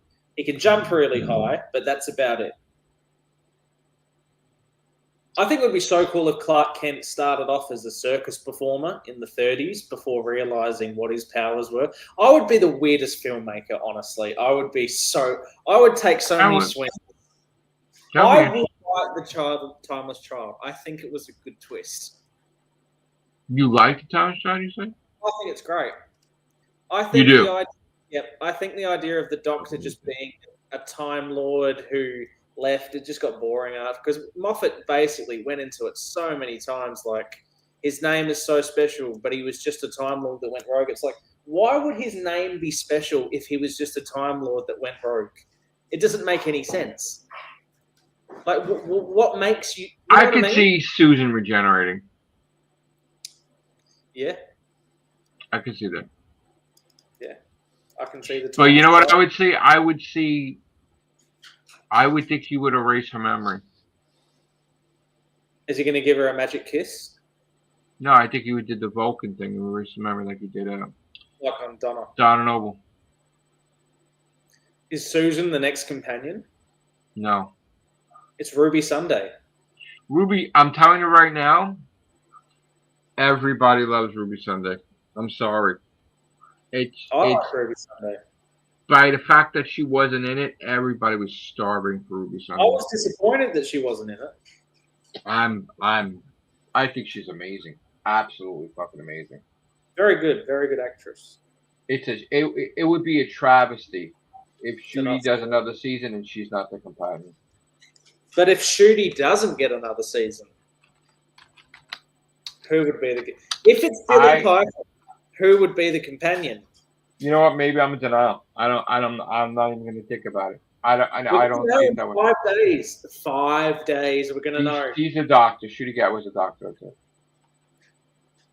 I don't care what anybody says. I don't care. What do you want? If he regenerates, what gift can I buy you? What do you mean? I'll get you a gift. If he regenerates? Yeah, like I'm wrong. I'll get you a gift. What, if you're wrong? Would you want like a voucher to a restaurant? No. What's your favorite restaurant in Staten Island? It's not about that anymore because things are different with my health, but I probably would want a PlayStation 3. A PlayStation 3? Yeah. All right, done. But I don't want you doing anything because you don't have to do anything. You don't owe me anything. First of all. Ship 1 kilo from Adel. PS3. I've always said, if I had a PS3 and a Vita, I always thought that I would never beat a Coom without a PS3 and a Vita, and I beat him anyway. But with a PS3 and a Vita, I would be unstoppable because. So to ship a kilo from Perth or Victoria in Australia to New York would be $52. I could ship you a PS3 for $52. The PS3s are expensive too, though. I've got one. What? I've got a PS3. I don't want you to give me your PS3. I've got a PS1, a PS2, a PS3. And what are you going to play? They're just sitting in my back games. I've got a back games room that I built with all these vintage games. I don't go out there. And you're going to send games too? What do you want them? It's not like I got trophies. Huh? You get the trophies on the PS3 from the games. Yeah. Yeah. All right, I'll go see what games I've got. I think I've got the Uncharted games. I've got. You got God of War 3 before they remastered it? No. Oh. You have Shattered Dimensions Spider-Man? I think I might. No, don't send me. I don't want you doing that. You don't want it? I do want it, but I don't want you to spend the money. Well, the deal is, if Shooty regenerates, you're getting the PS3. If he regenerates or he don't regenerate? If he does, you're getting the PS3. He does. Oh, to make me feel better? All right. Yeah. Because I'm going to be so sad. Wait, what did I say? Wait a minute. Does this work? If he doesn't regenerate, I was going to send you the PS3. That's right. Okay. Okay, done. He doesn't regenerate. Yep, done. Because he's not going to regenerate, so. Yeah. Can you ship electronics? You know how much money it cost me to ship the damn books to Sammy Carter? It was like $150 at the time. How many books did you send? I think I sent him like everything I had, I think. How many did you publish? Like 10? I don't even remember back then. Well, that would be heavier than a PS3 because I got the slim PS3. That's true. Yeah. $150, that's not that much. That was a lot to me there. England's harder to ship to than Australia. He probably threw it in the garbage too. That's the sad part. Oh no, he's streaming on that thing. Hello, everyone. He's streaming those books on his gaming channel. Hello, everyone. Welcome back to a reading of Sorrows of Separation. Yeah, right. Sammy Carter. He does videos every day. I watch him still. Love him. What, on Twitch? No, on YouTube. No, he does not. Yes, he does. With Doctor Who? Yes. No, he fucking does not. Yes, he does. I'll Discord you the link. You fucking lie. I swear on my life. Is he like in the fucking dimension with the Time Lords that I can't see it? Why am I not allowed to see it? Here you go. I'll send it to you. You fucking put it in Discord. Get the fuck out of here. Yeah. He still talks about Doctor Who. Nobody knows what he's talking about. Yeah, he doesn't have his face. It's like a picture of the episode, and he talks over it. Really? And then he's got a gaming channel on YouTube as well, where he's in every video. Get the fuck out of here. Yeah. He has to know I exist in the gaming world, though. He does PC gaming, I think, or his Xbox. He has to know. Yeah, so this is his. I'll show you. This is his game stream. Don't put it on here, but just send it to me. No. I've just Discorded it to you. Get the fuck out of here. Yeah. Oh my God, this is like Christmas. Yeah. Dude, when's the last time you saw a Sammy Carter video? God. When's the last time you watched a video of his? I actually probably a month ago, honestly. Oh, so why you can't be that excited? No, I mean I haven't seen new shit in a long time. I've seen his old shit. Oh, he's been Like he never Living the Dream stories. Did he still do Living the Dream? Yeah. He never stopped Living the Dream stories? Oh, Living the Dream might be dead, but the rest of his stuff's still going. Oh my God. We gotta get him back. God damn it. Living the Dream story. Who Wars Strikes Back? You're gonna bring Susan back and you're not gonna bring Sammy Carter back? Come on. Oh no. We got it. Who Wars Strikes Back. There's a channel and it's just all of our old videos. We gotta get him back.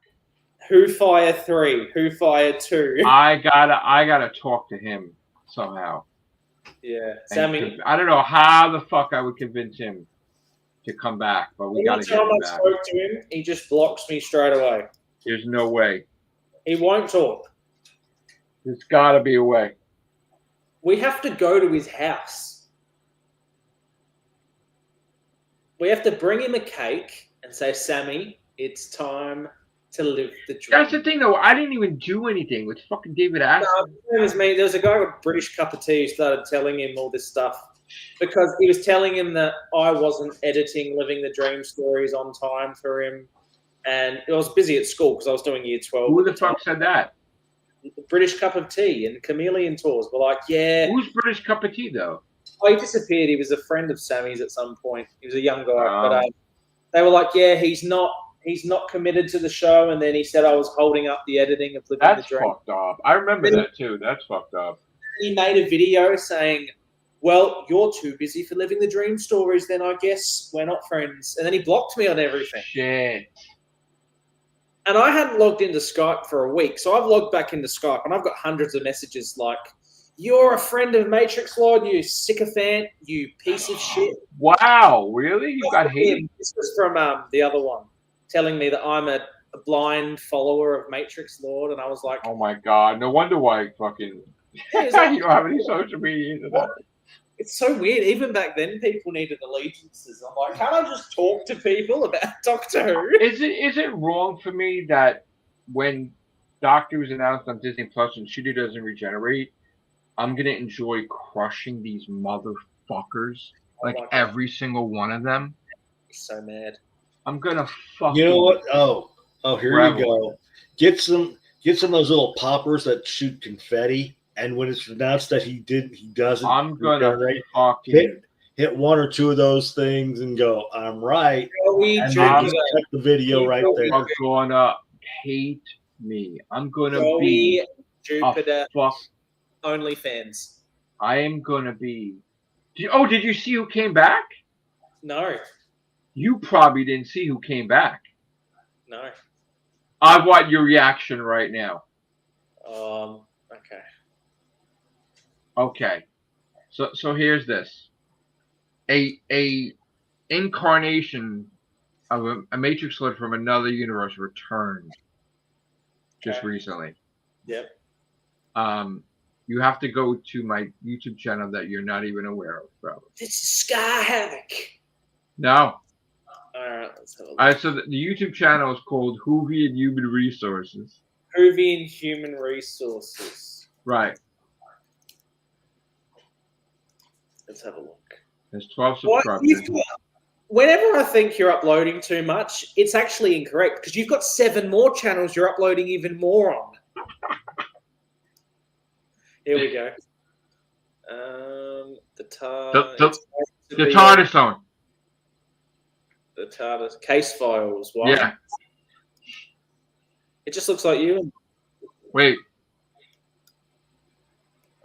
watching it. Oh my god, no. No. I can see oh no.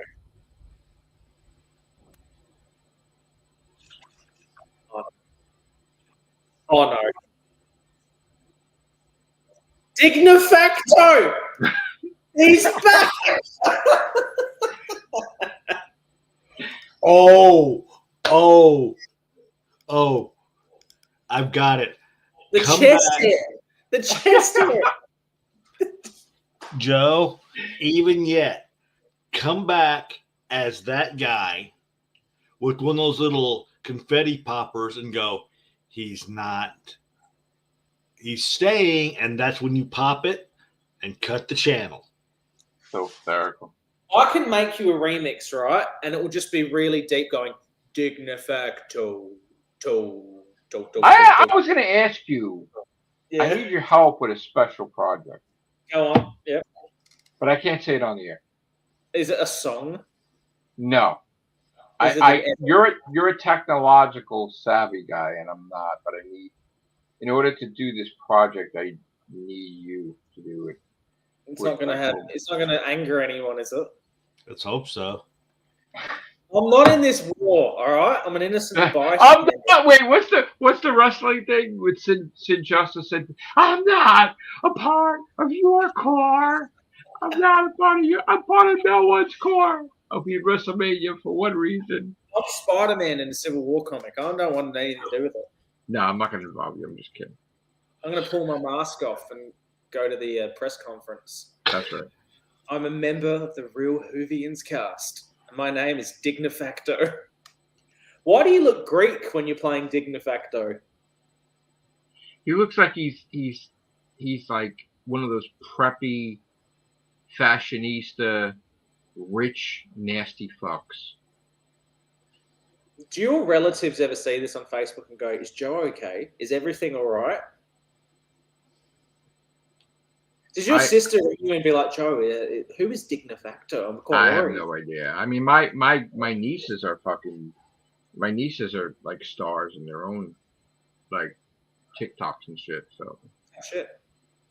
you know, they're their own stars. They don't need to be. They don't need to be. They don't need to be popular. They're already more popular than me. They're related. They don't need to be related to Matrix Flood 2 and 2 to be popular. They're popular. Can you merge your channels into one? No. Can't do it. Well, no. This was done. Okay, so what started the new channels was because of the Whovian 2 war. That's what originally, because Sammy Carter struck my channel down. So that's the second channel was third channel. Like all this stuff happened. So now. I do have a question though. Why in some of your videos do you have the intro of the do do do do and then you don't in others? Because the my phone doesn't have enough memory, Okay. so it drops out of video sometimes because I won't. I laugh so hard because it's like you upload 7 in a row. 2 of them have the intro. I'm like, this one he got too excited and just clicked upload. This one he's put out. So what happened is Tartar Zone just pissed me off saying that 5 people watch me and I have no views. So I decided to be a real dick and make so much of views in one day that I would make more than he did in a fucking month on a fucking short. Like just being a dick. And I did videos about that because I'm like, fuck you. And now, you know, what? Oh, yeah. I mean, yeah, who's this old guy? I would be the old guy on TikTok, but I'm not. Yeah, I know. I'm not good at TikTok. I'm on TikTok, but I'm a YouTube guy. Save some brain cells. Don't go on TikTok. I'm supposed to be, and that's the thing is, after this, I'm probably going to eat something, and then I'm going to do my big platinum there. It's 3 in the morning. Okay. You're too young for this. Am I? Yeah. Okay. I should be sleeping, yeah, but I'm hungry though. No. What's Probably Sharon doing? Sleeping? She's a YouTuber now. I've seen it. Yeah. Yeah, you told me about the other day, so I watched it. Yeah, she's going to be making regular content now. Very well spoken, might I add. at She that is. event. Yeah, I was surprised. I was like, oh, wow. She's amazing. Yeah. I was like, how did Sky Havoc bag that one? Did I ever tell you the story about that? Yeah. About what, in school? Yeah. So many times. Yeah. The first time ever, I was pretending to be was an Australian. Who's that guy that was the Australian Oh. actor that was the Energizer? That he was an action movie. Oh. Crocodile Dundee. Edwards. No, before him. Edwards. Okay, hang on. He's like, it's a new Energizer, and it's 10% that's better. offensive. That's offensive to the accent. No, I wasn't trying hard, but I'm saying. No, I'm just saying I was started screaming like him and everything. I can't even do it now. My voice is. We have the single most. I reckon us Australians have the worst fucking accent on the planet. Because when you hear an Australian accent next to every other country, Edward like, Woodward. why is it so Edward Woodward. That was the original Equalizer. Yeah. No, not Equalizer. Not Equalizer. Energizer. Energizer. My bad. The batteries we use. Yeah, the guy was like, think Ivan Drago, but on like with sticking a pin up his ass. Oh, okay. That's what the Australian accent sounds like. Ivan Drago with a pin up his ass. I must break you. Well, there's the other character the other Matrix Lord is Australian. Oh no. Jorga the Explorer. Oh my god. What? You saw him. Do you think when I go for a hike on a Sunday morning, there's kangaroos bouncing all around the area? Yes. There is.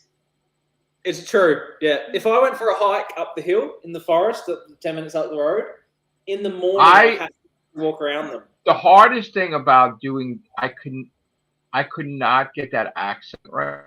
The Australian accent. And I tried to do the character, Jorga the Explorer, with the accent, and at some point in time, I'd always screw it up. So that's why I really couldn't do it for long periods of time. Yeah. But it became a success in its own right because he always showcased animals. Yeah. Like, and anytime I went to the zoo, I filmed. So it was mostly like seeing the animals, not necessarily the character that's presenting the animals. But you say crocodile with an Australian accent. Crocodile. I can't even talk too loud because it's late right now and we're sharing my phone. Because the funny thing with me is I had just seen Mom and me had gone to see, this was back when Crocodile Dundee had first come out. Yes.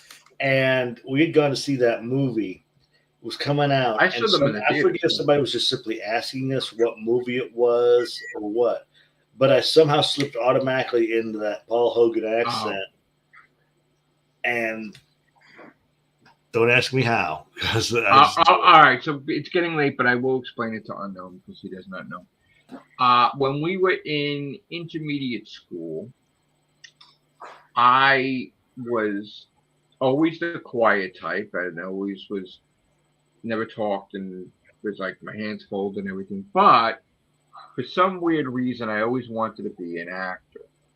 So I decided to choose the performing arts class, which how could I be performing arts if I didn't perform? But I did. So what happened was the quiet guy that nobody knew who he was went in front of the whole entire class and started screaming and acting like a lunatic, like that character, the Australian that was trying to sell Energizer batteries in the 80s. He was an action star too.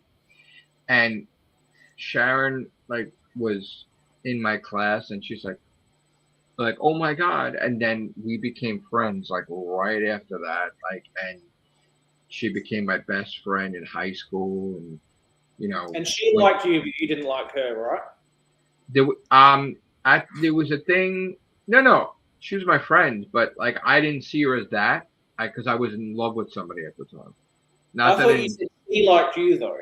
She did. She liked me, but I was in love with someone else. So it wasn't that I wasn't going to be in love with her. It was just I was pursuing somebody. So yeah, she did like me. So it was that was the thing. And then it was not meant to be then. Like my destiny was to have Joseph and Anthony with and then so many years later we got together and boom, It was beautiful. It's beautiful. Yeah.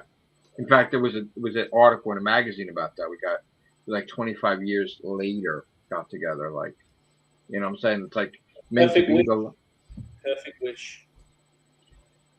Yeah. Where's perfect wish? We're gonna do audiobooks. You tell me that. I think I should too. Yeah. Yeah, the Australian version. Hello, welcome to Sorrow of Separation, the story of Joseph Capriccioso. I have to go into the city because the covers that I want to do, of course, it's city related, but like I have on my phone. The cover of the book never even happened yet for years. And I would have to pay the actors and actresses for the cover so I could use their likeness forever. And there's like a whole thing, and I have to pay the photographer. And that book is still going to happen, but it's going to be a tough one. Is that the sci-fi spin-off?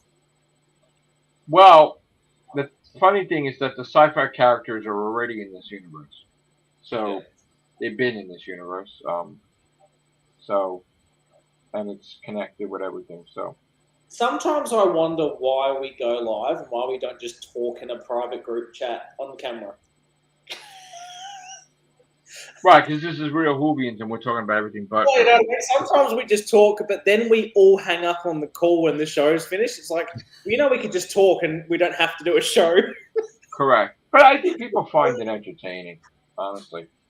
Yeah, but in 30 years, when I become showrunner of Doctor Who, they're going to go back and go, that idiot did 2,000 episodes going off his nut on this show. Oh, I can't wait for you to be showrunner so that way I can be like looking like the first Doctor and I'd be walking in the TARDIS with the cane and have my grandchildren like, grandfather. I'd actually be a grandfather. And it'd be the weirdest show ever. And I'd probably play the first Doctor or some shit. I would have Scott and his bedroom be a room in the TARDIS. I'm gonna tell you right now. Eventually, I'm gonna get in that TARDIS. Eventually, somehow. We've got to do a meetup. We've got to do a trip where we all go to the Doctor Who exhibition or something. Somehow, I don't know how. I know Dan Slott was always in the damn TARDIS. He was the writer of Spider-Man, and he was friends We'll just go crash with Russell, and he always got to be in the TARDIS every fucking time. We'll go crash at Marty's house for a week. Marty's in Ireland. Yeah, that's not that far. Oh, no? Oh, no. We'll take a boat, maybe a jet ski. No, I don't. I like jet skis after fucking Alta Fonzarelli jump. Was he on the jet ski and he did the first jump in the shark moment? In Happy Days? I know a guy. No, he was on. He didn't do it. No, he was on normal skis. Oh, and that's how he jumped the shark? Yeah. He did this. He was on regular skis. That was good TV back then. I remember Alta Fonzarelli fighting Mork for Mork and Mindy before there was Mork and Mindy. That was great. Yep, and Happy Laverne Days. Shirley, Joni Loves Chachi.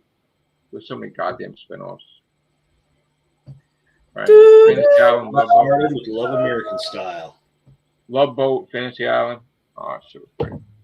Joe, do you know what notes are in the Matrix Lord theme so I can play it on guitar? What's that? Do you know how to play the Matrix Lord theme on guitar? No. What are you talking about? The old Doc one that he made up? Oh, yeah. I'm going to make a new theme for you. I'm going to do it. We need to, you know what you need to do? We need to get Sammy Carter back and do a chicken monster video with him, just like as a doctor and just like fucking, oh my God. And the chicken would be like barking the Doctor Who thing. Like, in the first episode of him as a doctor is living the dream stories. Imagine Sammy Carter as the Doctor. He'd just be too nice. Hello, everyone. It's sexy Sammy Carter. I would fucking love that shit. Do you want a naughty boy or a good time lord? You tell me. He's crazy. He's a funny man. Does he look the same? Watch the videos. Is he? I mean, how old are we all now? He's got a little bit of a tan. He's about 34. He's got a little bit of a tan, and he's got a bigger afro. Really? Yeah. Is he still with his Probably. parents? It looks like it's the same room. Wow. Damn. I remember I would just ring Sammy randomly on like a Saturday night, and he'd be like, "Hello, nerd. Like, what are you doing, Sammy?" Wait, I is don't his know. parents my age? Yeah, they would be. Yeah, Wow. older than you. They'd be older than you. They were a bit older, I think. They're probably Right. in their mid-60s. Wow. Because Sammy has a younger brother and a younger sister. Right. Yeah. But I'm we've got surprised it. he's not in an episode of Doctor already. Well, you know, he didn't meet the wheelchair requirements. Oh, stop. No, but that's the thing. Russell just goes so hard to try to, you know, cater to specific groups, you know. And poor Thary's like, oh. So you're serious? He really makes new videos? He doesn't do his podcast anymore? Yeah. He doesn't do his podcast anymore? I don't do a podcast. He does videos on each episode of Doctor Who. I gotta watch this shit. Yeah. All right, I'm gonna go because I want to eat something and I'm gonna watch this. But good to see Gary. Good to see Unknown. Good to see you, K Rain and everybody and Paul. Yeah, good to see you. Yeah.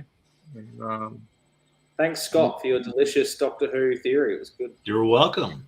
maybe we'll make the episode on Reality War somehow be 2012, like two, right? Would it be 21, 2? No, it wouldn't be 22. I don't know. What are you trying to do there? I don't know what I was trying to do there. I'm concerned. Yeah. All right. We're out of here. Thank you, guys. Thank you, Hayden. Thank you, Scott. Take care. Bye. Thank you.